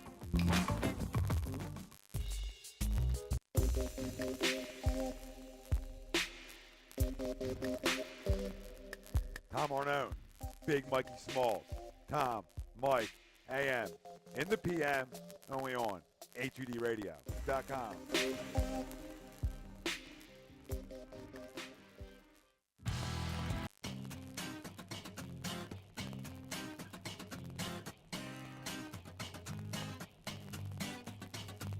A2DRadio.com is proudly sponsored by Gibson Mayer, LLC, certified public accountants. Gibson Mayer, located in Yardley, PA, is a leading accounting and business consulting firm with a proven track record of handling critical issues with expertise across many different industries, including construction, distribution, hospitality, manufacturing, real estate, service trades, merchandising, professional services, and professional athletes.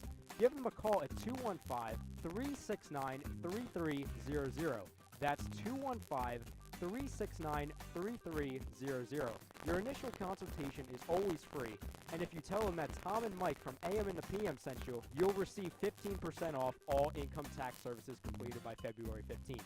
That's Gibson Mayer, LLC, certified public accountants, 215-369-3300, or visit them on the web at www.gibsonmayer.com. That's gibsonmayer.com.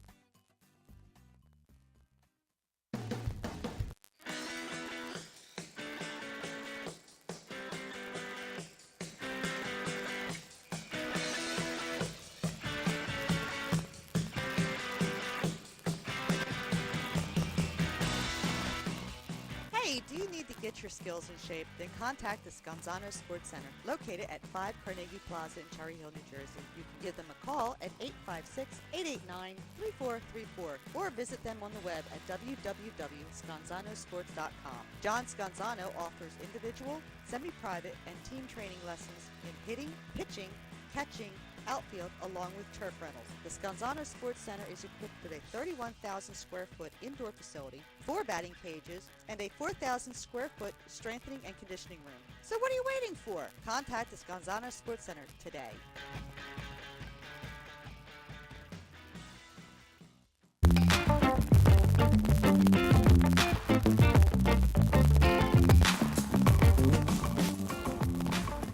A2DRadio.com is sponsored by the Sports Outlet for all your sporting needs. Located 703 Black Horse Pike in Glendora, New Jersey. Give them a call at 856-939-2030 or email them at sportsoutletnj@comcast.net or visit them on the web at www.sportsoutletinc.com for all your sporting needs. The Sports Outlet.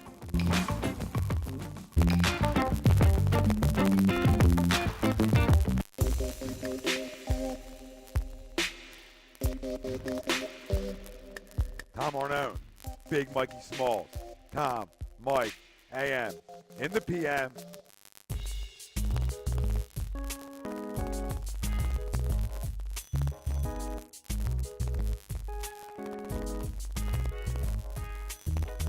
Tom and Mike, AM in the PM, is brought to you by Gibson Mayer, LLC, Certified Public Accountants. Gibson Mayer, located in Yardley, PA, is a leading accounting and business consulting firm with a proven track record of handling critical issues with expertise across many different industries, including construction, distribution, hospitality, manufacturing, real estate, service trades, merchandising, professional services, and professional athletes. Give them a call at 215-369-3300. That's 215-369-3300. Your initial consultation is always free, and if you tell them that Mike from Tom and Mike AM in the PM sent you, you'll receive 15% off all income tax services completed by February 15th. That's Gibson Mayer, LLC, Certified Public Accountants. 215-369-3300. Or visit them on the web at www.gibsonmayer.com. That's www.gibsonmayer.com.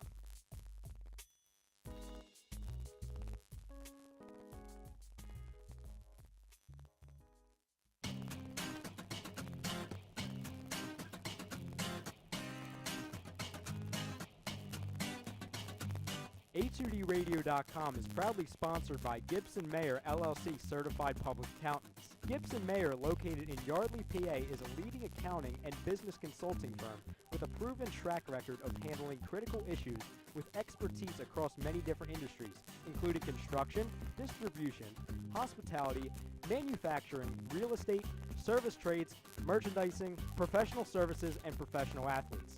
Give them a call at 215-369-3300.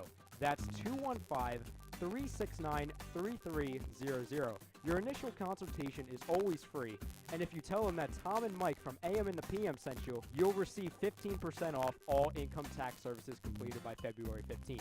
That's Gibson Mayer, LLC, Certified Public Accountants, 215-369-3300, or visit them on the web at www.gibsonmayer.com. That's gibsonmayer.com.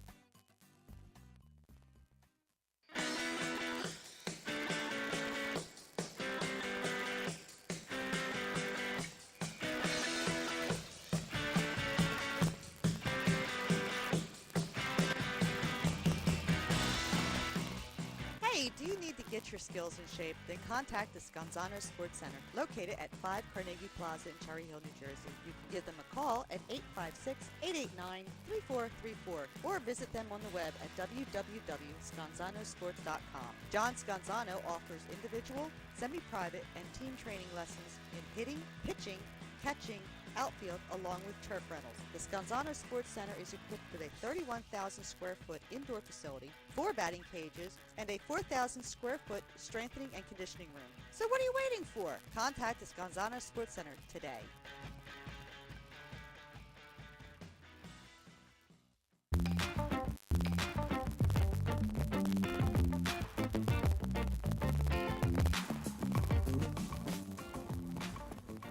A2DRadio.com is sponsored by the Sports Outlet for all your sporting needs. Located 703 Black Horse Pike in Glendora, New Jersey. Give them a call at 856-939-2030 or email them at sportsoutletnj@comcast.net or visit them on the web at www.sportsoutletinc.com for all your sporting needs. The Sports Outlet.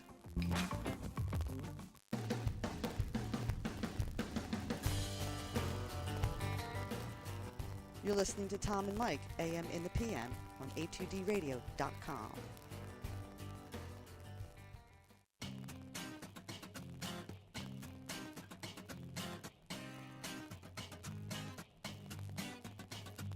A2DRadio.com is proudly sponsored by Gibson Mayer LLC Certified Public Accountants. Gibson Mayer, located in Yardley, PA, is a leading accounting and business consulting firm with a proven track record of handling critical issues with expertise across many different industries, including construction, distribution, hospitality, manufacturing, real estate, service trades, merchandising, professional services, and professional athletes. Give them a call at 215-369-3300. That's 215-369-3300. Your initial consultation is always free, and if you tell them that Tom and Mike from AM and the PM sent you, you'll receive 15% off all income tax services completed by February 15th. That's Gibson Mayer LLC Certified Public Accountants, 215-369-3300, or visit them on the web at www.gibsonmayer.com. That's gibsonmayer.com.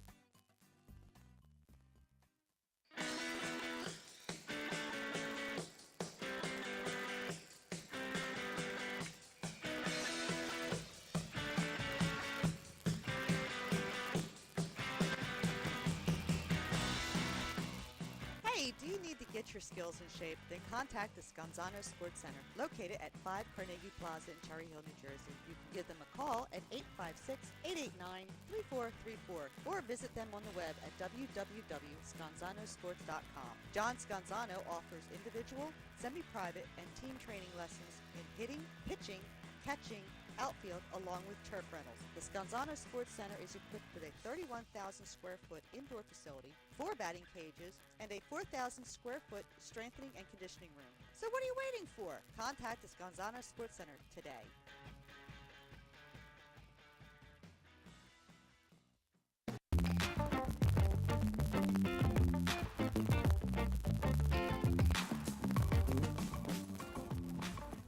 A2DRadio.com is sponsored by the Sports Outlet for all your sporting needs. Located 703 Black Horse Pike in Glendora, New Jersey. Give them a call at 856-939-2030 or email them at sportsoutletnj@comcast.net or visit them on the web at www.sportsoutletinc.com for all your sporting needs. The Sports Outlet.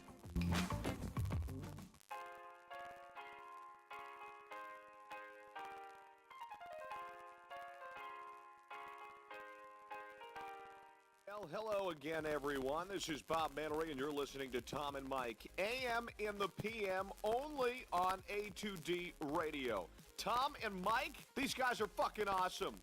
But their side piece, Greg, that guy is a goddamn problem.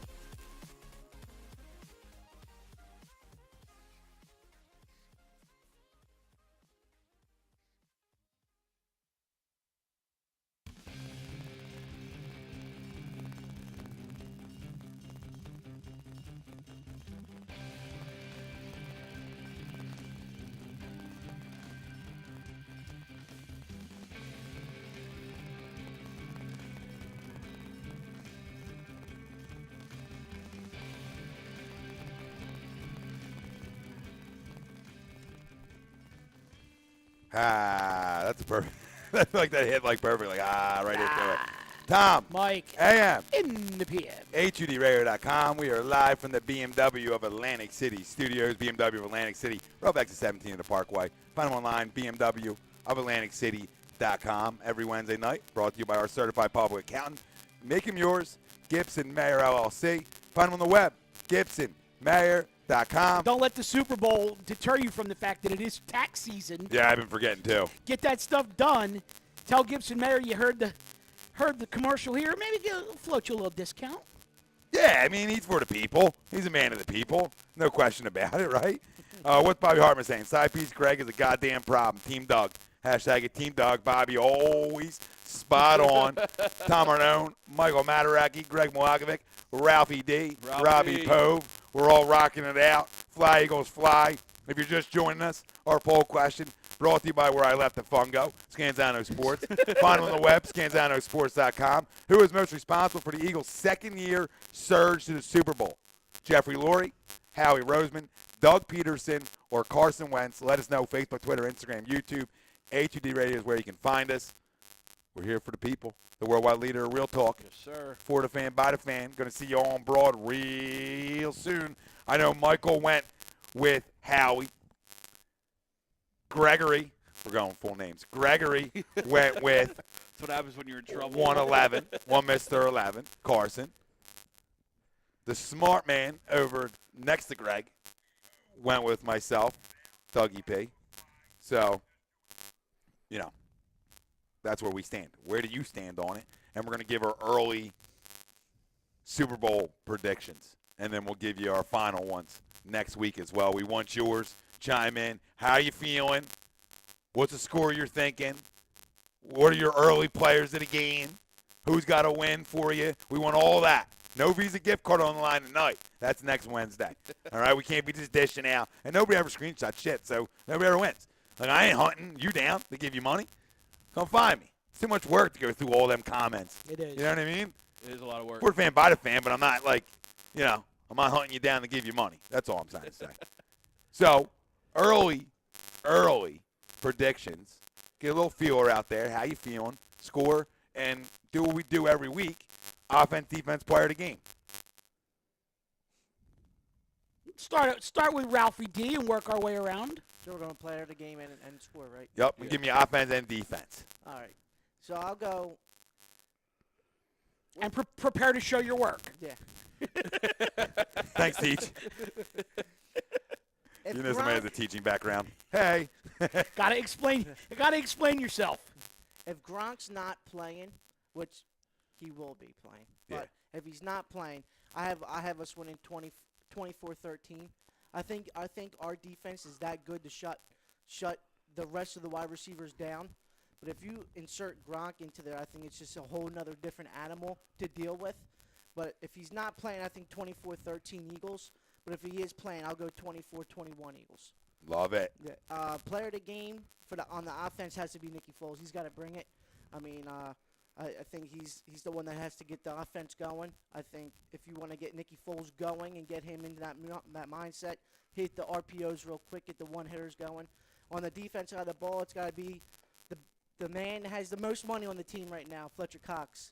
He's got to set the tone for the defensive line and get that defensive line going, and hopefully we can finally get our goddamn ring and finally can sit on Broad and watch this parade. And nobody can ever say, like, oh, you don't have any. Yeah. My initial thought process was I didn't think we were going to do this week, so I thought I was going to be able to be positive all week and be rah. My initial thought, though, is I'm going 27-24 Patriots. I think it's another one of those scenarios to where Nick leaves the field up 23-21, and Tom just does what Tom does at the end of the game. Yeah. You know what I mean? I just think we leave them a minute and a half, 2 minutes, and you just can't do that with Tom. I think it's a very close game. I think it's a back-and-forth game. My early player of the game, obviously, at that point would be Tom on the offense. But I think there's a no-name guy that you're going to hear from, I think, like a Philip Dorsett. Like that type of guy, when you're looking at everybody else, who's the guy that you're not looking to see from? It's going to be a Philip Dorsett, like a similar play that he made on Sunday against the Jaguars. But maybe that play goes to the house this time as opposed to just getting them in a field goal range.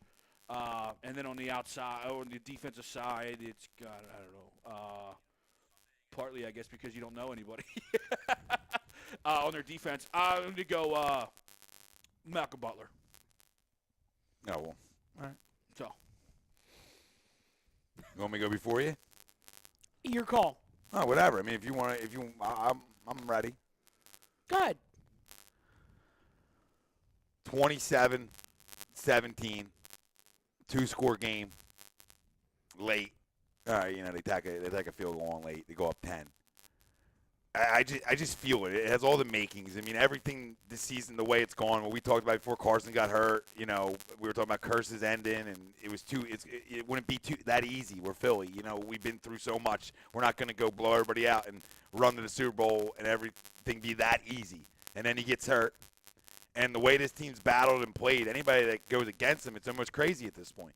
You know what I mean? It really is. I know you've gone that way all year, stay consistent, but I just think it's nuts to pick against them. How can you? I know what you're going up against. I know we're going up against the greatest tandem of all time, but at some point, dynasties end and other ones start. And when the Patriots were in their first Super Bowl against the Rams, the greatest show on turf, they walked in that game with a quarterback that started late into the season who went on a run and got hot. Now, I'm not comparing Foles to Brady at all, but I am comparing the coaches a little bit, okay? And their first taste. But the point is they had no chance to win that game. No chance. Nobody gave them a shot. And they came out and they hit the Rams in the mouth all game, and that's what I see us doing to them, is us hitting them in the mouth all game, and nobody's giving us a chance. And I think this is where our dynasty starts. And it doesn't start with Nick Foles as your quarterback. Obviously, it's going to be 11. It's going to start a little differently, but this is where ours begins. 27-17. Offensive player game, I'm staying consistent, man. I mean, that's my slot guy. He's got to wear out Eric Rowe. He's got to win. They got to find ways to get him the football. I think he makes a big play. I think it's a deep ball to Nelson this week for 60 and a touch. I know I was thinking Corey, and I was thinking he needs to have a big game, but I'm not going to change who my guy is. And on the defense side of the ball, Ralphie went Fletch. That's usually the guy I look to too for the same reasons. But I'm going to go with Brandon Graham, and I'll go a little combo Brandon and Chris Long. One of them's got to get there and make a play. Big time, have to step up because it's up to your front four to get home. It really is your 8. You can say all 8 have to be the most important factors and pieces that you need to play well going into this game. So I'm not far off of where you are right now, but to add to your point about how the curse ends in weird ways, so do dynasties. Uh-huh. And for the Patriots dynasty to fall at the hands of a backup quarterback and a second-year head coach who was named the worst head coach in the NFL the year before is just way too much poetic justice for me not to dive right into this.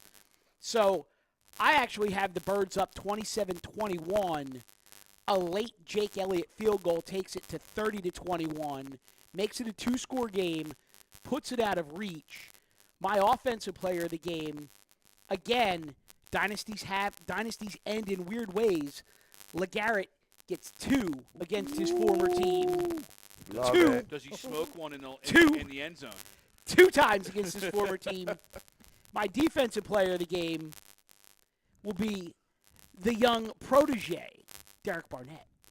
A couple of sacks, using the speed to get around the corner, catching up to Mr. Brady from behind. He did that last week too. Yeah, that was a filthy spin move. Yeah. Listen, he's good. I mean, there's no question We never questioned on what he that. does. You know what I mean? I mean, what can he do? He can go get the quarterback. Yeah. I mean, Ralphie was with me on draft night. Did we want Rube? Were we chanting Rube? Yeah, No question yeah. about it. No question about it. But when we did draft him, we all sat there and thought about it and said, well, you went up front. You got to go get the quarterback in this league. And we didn't hate it as much as the night. By the time we got home, we were all good with the pick. But when it happened, because we had a guy in mind, that's how it goes. Yeah. And Ruben's a beast. And, okay, he got caught smoking a little weed. No, he should be allowed to. Yeah. You know what I mean? But that's a story for a different day. But I'm not worried about that. That's not off the field issues to me. Yeah. The guy's not getting arrested for beating a woman up. Could be worse things you could be doing out there. Yeah. So, but Derek, that's a great call, and that would just be full circle, and that would be full circle to Bradford, and getting that's a Bradford. Yeah, That's a Bradford absolutely. pick, and it's just full circle. And for him to get a sack and a forced fumble in that game is just so poetic. I mean, it's just 6 degrees of Sammy Sleeves. you can't write the script any better. I mean, you said dynasties end in a weird way, and I've been talking for 2 or 3 years on how curses end in weird ways, and it was different when I'm not going to go there. I'm not going to go to that era. But it's the perfect storm because you have the curse that needs to end and the dynasty that needs to end, and they need to then somehow flip. Because to me, as I sit here right now looking big picture, I think the Eagles, especially with Carson coming back, are ready to become that Patriots team. Yep. Where they could be looking at, 3 and 4 years or 4 and 6 years, something like that. The writing's on the wall. Yeah, the writing's on the wall. You're damn right the writing's on the wall. We were arguing last night, and I just want to let the people out there know. We run the NFC East. And I know the NFC East has been a back and forth, and a different team wins it every year. That's done with. Them days are over. Bye-bye. The big boys and the dogs on the block are here to stay, and I'm even going to go as far as that. We're going to run the NFC. And hello to the national media, because we're here to stay. We're not going anywhere. And nobody can ever, think about it. This team's only going to get better next year. You can't lose more than you lost this year. Yeah. It's impossible. It's literally impossible to lose as much as you lost. I know people were saying before, we beat the Vikings. The Vikings overcame more. You never overcome losing an MVP and a franchise guy. You never overcome that. I don't care if they lost 4 quarterbacks there. Not one of them is to the level of 11.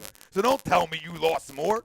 Right? You know what I mean? Don't go there. You didn't lose a bookend left tackle, a Pro Bowler, a Hall of Famer. Okay? You didn't lose a middle linebacker who's borderline Pro Bowl-ish, who's rated Pro Football Focus, one of the best top 5 linebackers in the whole game when he's on the field. Right? You didn't lose a special teams ace.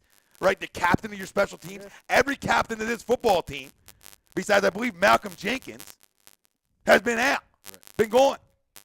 And you didn't even talk about Sproles. And I didn't even get to another guy. We didn't even get to a guy who we lost before the season even began, which was a monster blow. Yeah. A monster blow. But everybody did on this team and in this entire roster, this coaching staff, and even the cities overcame adversity. That's all it's been. The word for this football team is adversity, and you can finish it by they overcome it.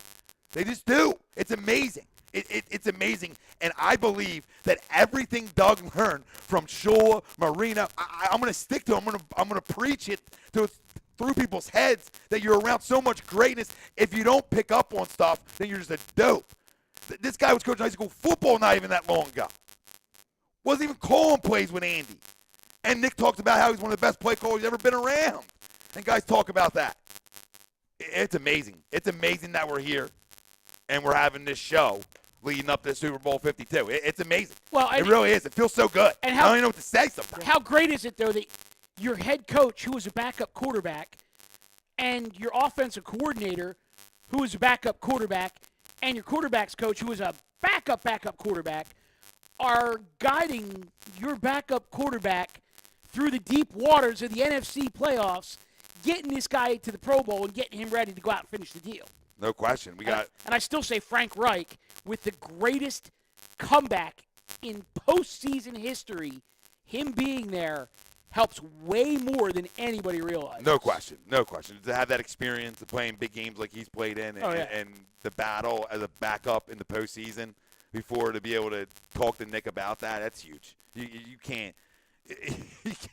There's nothing you can. It's bigger than anybody thinks. That's the funny thing. It goes so much deeper. It really does. Yeah. It's nuts. But Brian Attar, what's up, Brian? He goes, hey guys, credit to Howie for the season, but Doug for sure in the Vikings game. Such a well coached game, and no question. Absolutely, Brian. He coached a hell of a game. James Wilder, team effort. Peterson created a culture. Wentz bought in and led the troops. GM solidified that culture by signing the right pieces, keeping it together. That's a great one by James. Always knew he was a smart son of a bitch. Jeremy Beelan, what's up, Jeremy? So what's up, gentlemen? Bob Hartman, 31-27. Eagles, offensive player of the game, Foles, defense, Fletch. How do you spell Eagles? I don't know, but he asked you to snap the hell out of it. Well, you need to spell freaking Eagles right. All right? E-A-G-L-E-L. Eagles. James Wilder, that's what I'm talking about. I've been Dynasty, this way let's all go. year. Why change now? No, of course. We don't want you to change. You should have a problem if I'm like, Eagles are going to win. Lock it down. I'll throw you the hell out. At least you're not saying the Eagles are going to go to Minnesota and steal one and win it handily. Pot Montanez, 26-21 Eagles. Offensive player of the game, Jeffrey, 100+ in a TD. On defense, I'm saying Kendricks. He's been all over the place. I like that one. He has been playing really well. He really has. Bob Hartman, hard to hate on side piece for his loving Brady too much. I think it's leaving Brady too much time comment, and Brady does what he That's right, always Brady. does. Yeah. Yeah, no, he's right. Go- Sometimes you have to agree with the side. Go back to the Kendricks comment for a second, though. Pop, yeah. Kendricks got burned on the touchdown by Kyle Rudolph. No, it was Najee good. It was Or Najee. was it? I thought it was No, it Kendricks. was No, it was Najee. Oh, He didn't get over enough. And then after that, either way, Jim took him out of the game. yeah, either And it ain't way, happen again. Rudolph didn't have another catch the rest of the game. Right. So, regardless of which linebacker it was, as soon as that happened, that whole linebacking core stepped up. Monica Morgan allowed 10 points or less in her last 4 games. Real talk. And Jeremy says he was high. Okay. Attaboy. I got a few here. I don't know if that's going to work for me right now, but we'll give it to you.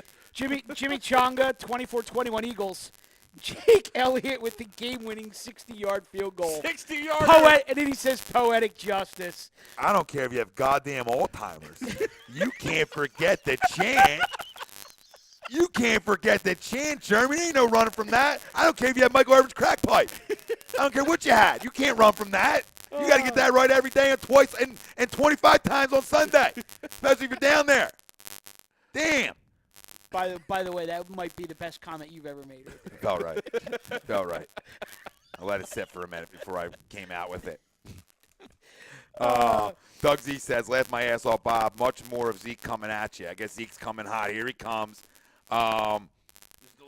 Is the lady friend around tonight? I don't know. Probably not. He's not. He has no lady friend. James Wilder. Curse ends. Dynasty ends. And it's a revenge game. There we go. Yeah.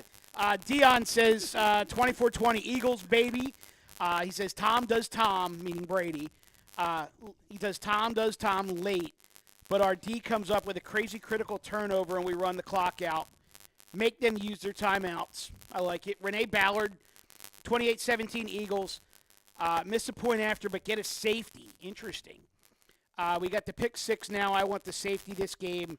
Hard to do, but not impossible.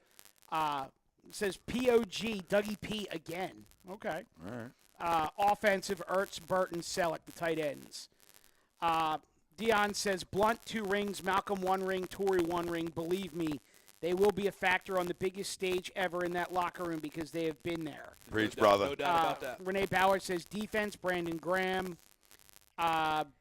Dion says Blunt will be the secret weapon because when he went against that D every practice, he should recognize what they're doing almost every time in the backfield, relay it to the quarterback. That's why I have him going for 2. That's why he's your player of the game. That's why I have him going for 2 because I think he's gonna be the one guy on that Eagles offense that could actually just read and react as opposed to just having to think about it. He's seen the quite a formation. bit, That's yeah. why I took Chris Long too, because he's just he's going to see some formations that he's obviously seen before, and hopefully he can make a big play on it. Right?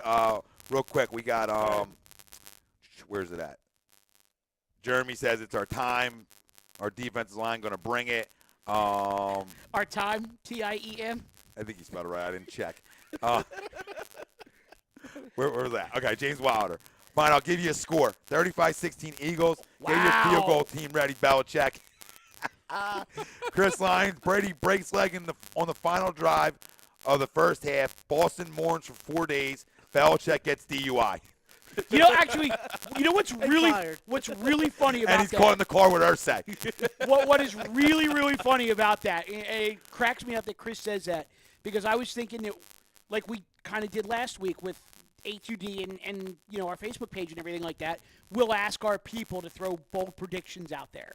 And my bold prediction was going to be Belichick regrets trading Jimmy Garoppolo because Brady goes out in the first quarter. That's my bold prediction. And he has nobody. Like, there's nobody. Hey, Brian Hoyer. Oh, they have Hoyer back? Yeah. Might as well be a statue. Might as well. He is. In that offense, it will come out slinging. Shut up! That's it. You and I are grappling. Let's go. Oh, so Bob Hartman said, I'm a little late with this, but I see Zeke made time for the show this week. Get him, Bobby. Tear him down. You know it's a family when we have audience members ripping other audience members For not being here. for not being here. For not being here on a huge night. It's a family. On huge nights. Well, last week, at the time, was even bigger than right this second. Yeah. And he was nowhere to be we found. didn't know this week going into it. Yeah, this is like the calm before the storm. No, it is.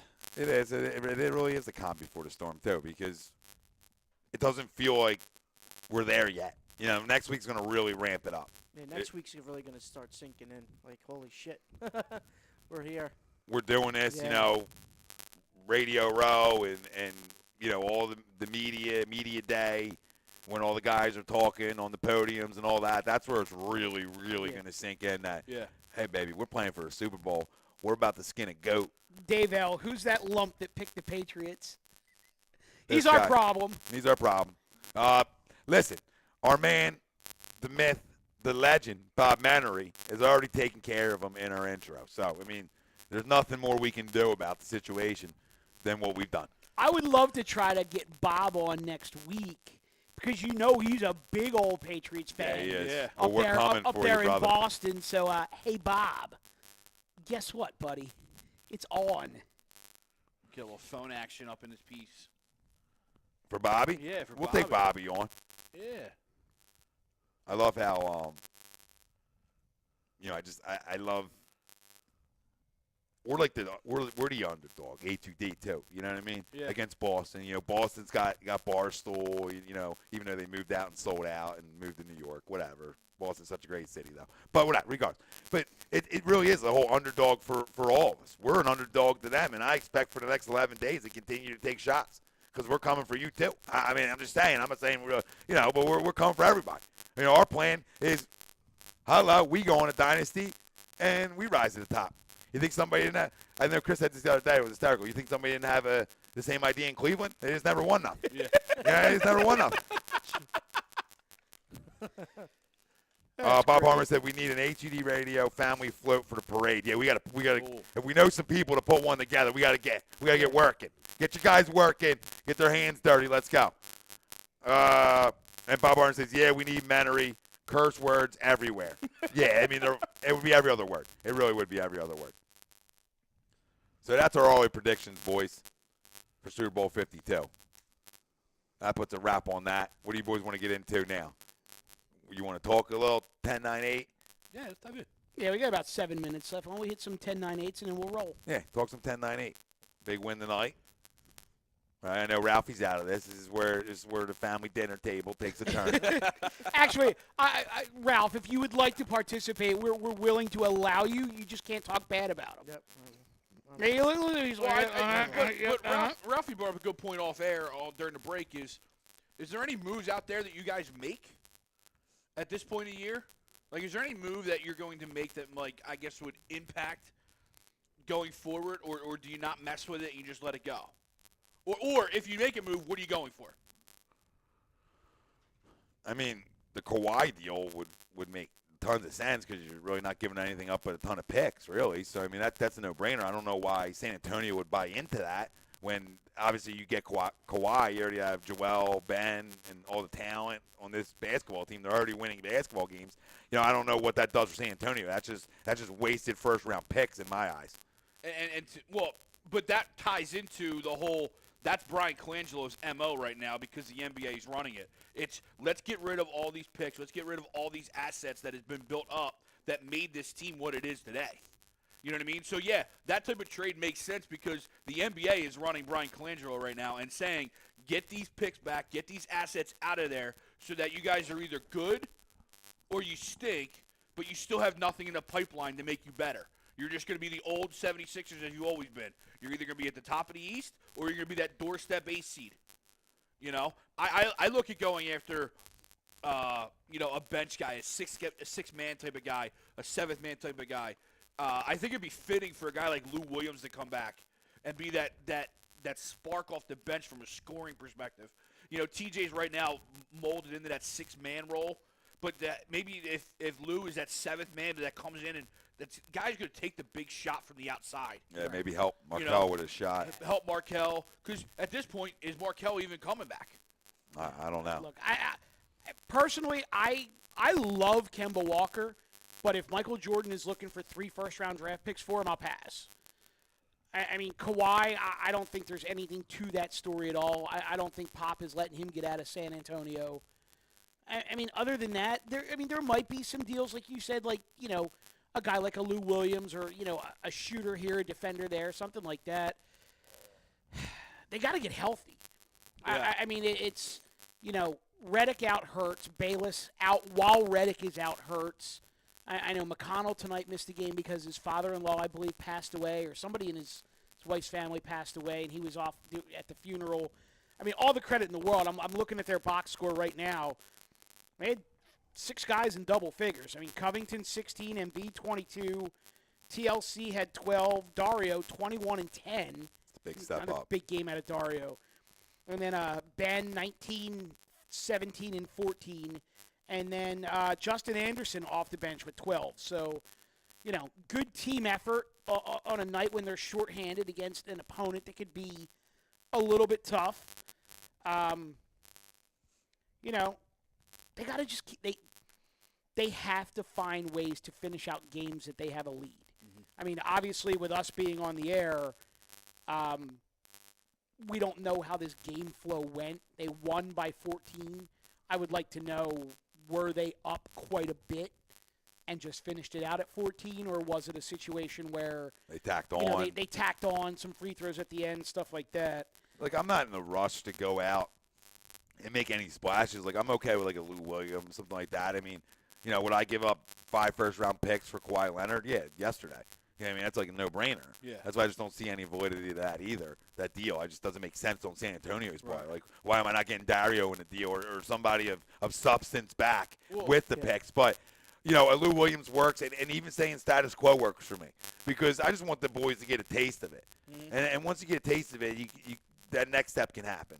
But as you see with the Eagles, you don't know. The East isn't the beast that it was when Cleveland was running it, and they were definitely coming out of it. Yeah. It's just not the same. You got to look at Boston, and when the time comes, I'm sure LeBron's going to ramp it up, and that team's going to get better. But right now, you just want to get in the dance, man.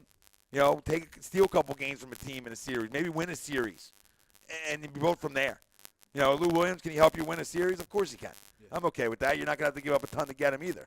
So, I know Brian Tart had a question for you, Mike, on the Flyers real quick. If you're Hextall, would you be buying at the deadline? And he said his Rangers should sell hard, but curious your Flyers thoughts. That's tough, Brian, because we actually talked about that earlier, and I think just with all of the Super Bowl hype, we kind of got lost in the fact that the Flyers are on a real good hot streak right now. If I'm Hextall, I may be a little aggressive. Maybe not right at the deadline, but leading into the deadline, a little bit aggressive and kind of just dangle some stuff out there and see what's available. If they keep playing well, maybe then go a little more in. I've never been a big believer, hockey-wise, in big deadline deals. Baseball, yes, absolutely. Basketball, maybe, but hockey, I always feel like hockey, you tend to play better with what you've gotten. And you've seen in the past the Flyers have brought in guys like Tony Amonte and got big scorers from other teams, and it's never panned out. So, Yeah, I found it interesting what TK said real quick to Bundy at the end of the game after his game winner. And he said Hacksaw came in to the period after the first period, didn't hoot and holler, didn't shame, didn't scream, didn't get in anybody's grill. Just said, "Hey, those periods are going to happen. We just got to pick it up now." And I think the whole get Dave Hackstall out of here talk is kind of subsided now because I think finally, and I think this is what a lot of us who weren't on that bandwagon thought is this team just has to play better. Right. You can have a new head coach all you want, but if the team doesn't play better, it's a different story. Talent wins. So the box score for the Sixers, they were up. Let's see if I get this right. Yeah, so they're up 25-16 after the first. They outscored them 30-25 in the second, 30-26 in the third, and they were outscored 34-30 in the fourth. So no blow, nothing. Nothing. Yeah, right. nothing like that. In the YouTube chat, one of the names that got dangled out there about a guy that Sixers might have some interest in would be bringing back Ish Smith. I'm okay with that. I think TJ's just fine as the backup point guard. Yeah, me too. Wilson wants to know it's Jebediah sitting on the couch tonight. Talking about Big Ralph. Jebediah's here. Jebediah and the Graybeard on the same couch. On the same couch. How about it? Who would have thought it? Bob Harmon, Brian, I don't see the Flyers being buyers. Hextall wants to free up money and build with kids. Hextall is running his own version of Trust the process. Well, So. here's what's interesting about that, and I think it's a lot of people that aren't real diehard Flyers fans don't realize. Hextall is not only the general manager of the Flyers, he's also the general manager of the Phantoms. He's one of, I think, only 3 general managers in the NHL who is actually the GM of both the NHL team and their top affiliate. So it makes a lot of sense that Hextall wants to build from within instead of from outside, because not only is he vested in the NHL roster, he's also vested in the kids. Right. Big time. Pop Mana says, bring on Leonard, wishful thinking. Brian Wilson says, TJ would shit in Ish Smith's mouth. I agree. I agree, too. And he says, well, everyone stop talking trades for the Sixers. Let the kids play. They're getting Agreed. better and better, unless it involves Rocco getting off this fucking team. I hate him, and I hate him, too. I agree. I just stay intact. They would have had a much better chance of trading him before they extended him. But they didn't extend him for a lot. Like, for what he is, like, he's not overpaid, per se. What was that? What did they give him? Covington. What was it, 60 mil or something? I think, Five I for think it's 60? 5 for 60. Something So like it's that. 12 mil. But that, like, in today's NBA, that's a mid-level contract. Yeah, he's just a guy for me. But Here's an interesting thought I read a couple days ago. Do you entertain trading Dario? And I only bring it up because the guy actually had a really good point in when you think of what makes Dario so great and what made him great overseas was he's essentially a Ben Simmons type of guy, to where he prefers the ball in his hands to make plays, to pass the ball. So if you have both of those guys on your roster, is that necessarily good or bad for both of them? You know what I mean? I think it's good, man, because I think he's learning how to play without it. You know, I think Dario is learning on the fly. I think when he started slow and people were really on his ass, and it was relaxed, man. You know, there's new pieces now, and you got to learn to play with new pieces, especially when you're a kid. And then you got to learn your role in a team where, you know, where at the end of the year last year, the ball was in your hand all the time because Right. nobody was healthy anymore. So now you got to learn, okay, 2 other guys are options before me, and maybe even a third, and learn that process. And I think he's, over the course of the season, done a really good job. Going back the other way for a second, Smooth Foreman, 17-7, and Brady will play like dog meat in his last game. And then No issues there. Is he saying last game of the season or last I game think ever? I think it might be last game. And then Pove hooked us up with the intel. Covington 4-year, $62 million extension. Okay. So I guess it's $15.5 million a year. And Will says you don't trade the homie. I agree. That's I'm what not we're saying I talking do. about. Yeah, I'm yeah. just saying it was a theory I heard and it made sense in the type of because of the type of player Dario is. But that's a competition game for me Right. too. You know, that's guys competing with each other, which I have no issue with. You know, the more talent you can have. Isaiah Thomas. bum. Yeah, I think he's hurting that Cavaliers team. I think the Did two you can't know- play D. Did you know that he was? They didn't need more scoring. There's reports coming out of that team meeting that he was the one that was yelling at Kevin Love. He was the only one that was saying shit about Kevin Love. The guy that just showed up to the team. Yep. And nobody. And this is the thing that actually kind of pissed me off is that nobody stood up for Kevin Love. Like a new guy that came to the team is yelling at a guy that's been there for 3 years, helped you get a ring, and nobody has stood up for Kevin Love and say, "Relax, dude. You just got here. Like you're the new man to the team. You only played 10 games so far, and you're yelling at a dude that helped us get a ring. Yeah, You know what I mean? That's nuts. And play a little D too while you're at it. Yeah. You know what I mean? I mean, What's he can't D up me or you, No. and that's not what the Cavs needed though. I mean, the Cavs needed some defensive presence. Yeah. And everybody that they have, there's no D guy. I mean, Derrick Rose back, okay, he can score the basketball, great. They can already score the basketball, okay. Isaiah Thomas, great. Tristan Thompson ain't D'ing anybody up. No. We saw that. No, and I'm You know not what I saying Kyrie was a great defender, but a million times better of a defender than Isaiah Yeah. Thomas is, and gives you the same offensively.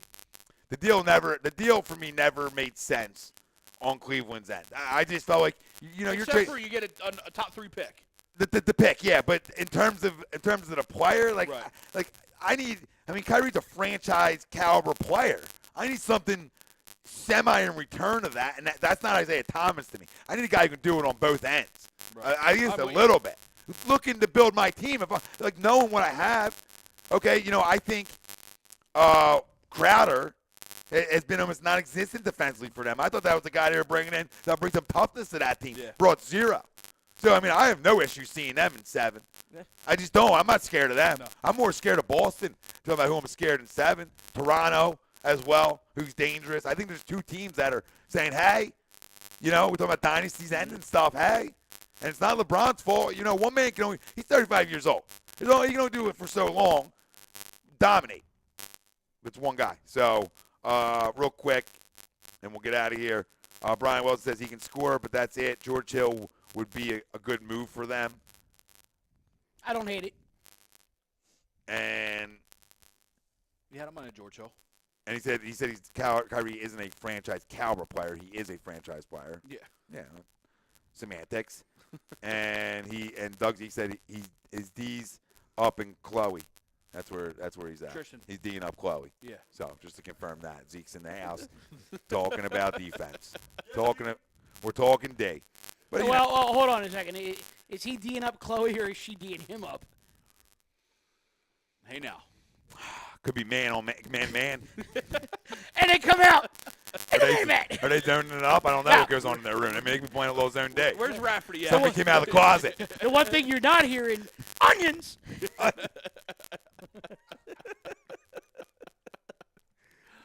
Oh, my God. And to get off the red eye and get home. And to think we went on early tonight. Yeah, right. But, hey, this feels good though. We're getting done early. We still be wrong. We still have another hour to go. Yep. I thought we would actually maybe go 3 hours. If this was next week, this would be 3 hours. No question. Because we're going to dissect more next week. We're going to get deeper into it for everybody. Hey, it's a big week, family. Big 11 days. Enjoy it. Really 10 going in tomorrow. Soak in every moment of it. Enjoy it. And it ends here. This is where the curse ends.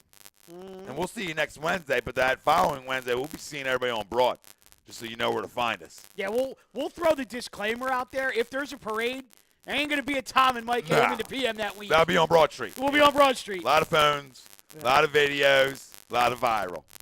A lot of power packs. Yep. Worldwide leader, real talk. And what do we got left?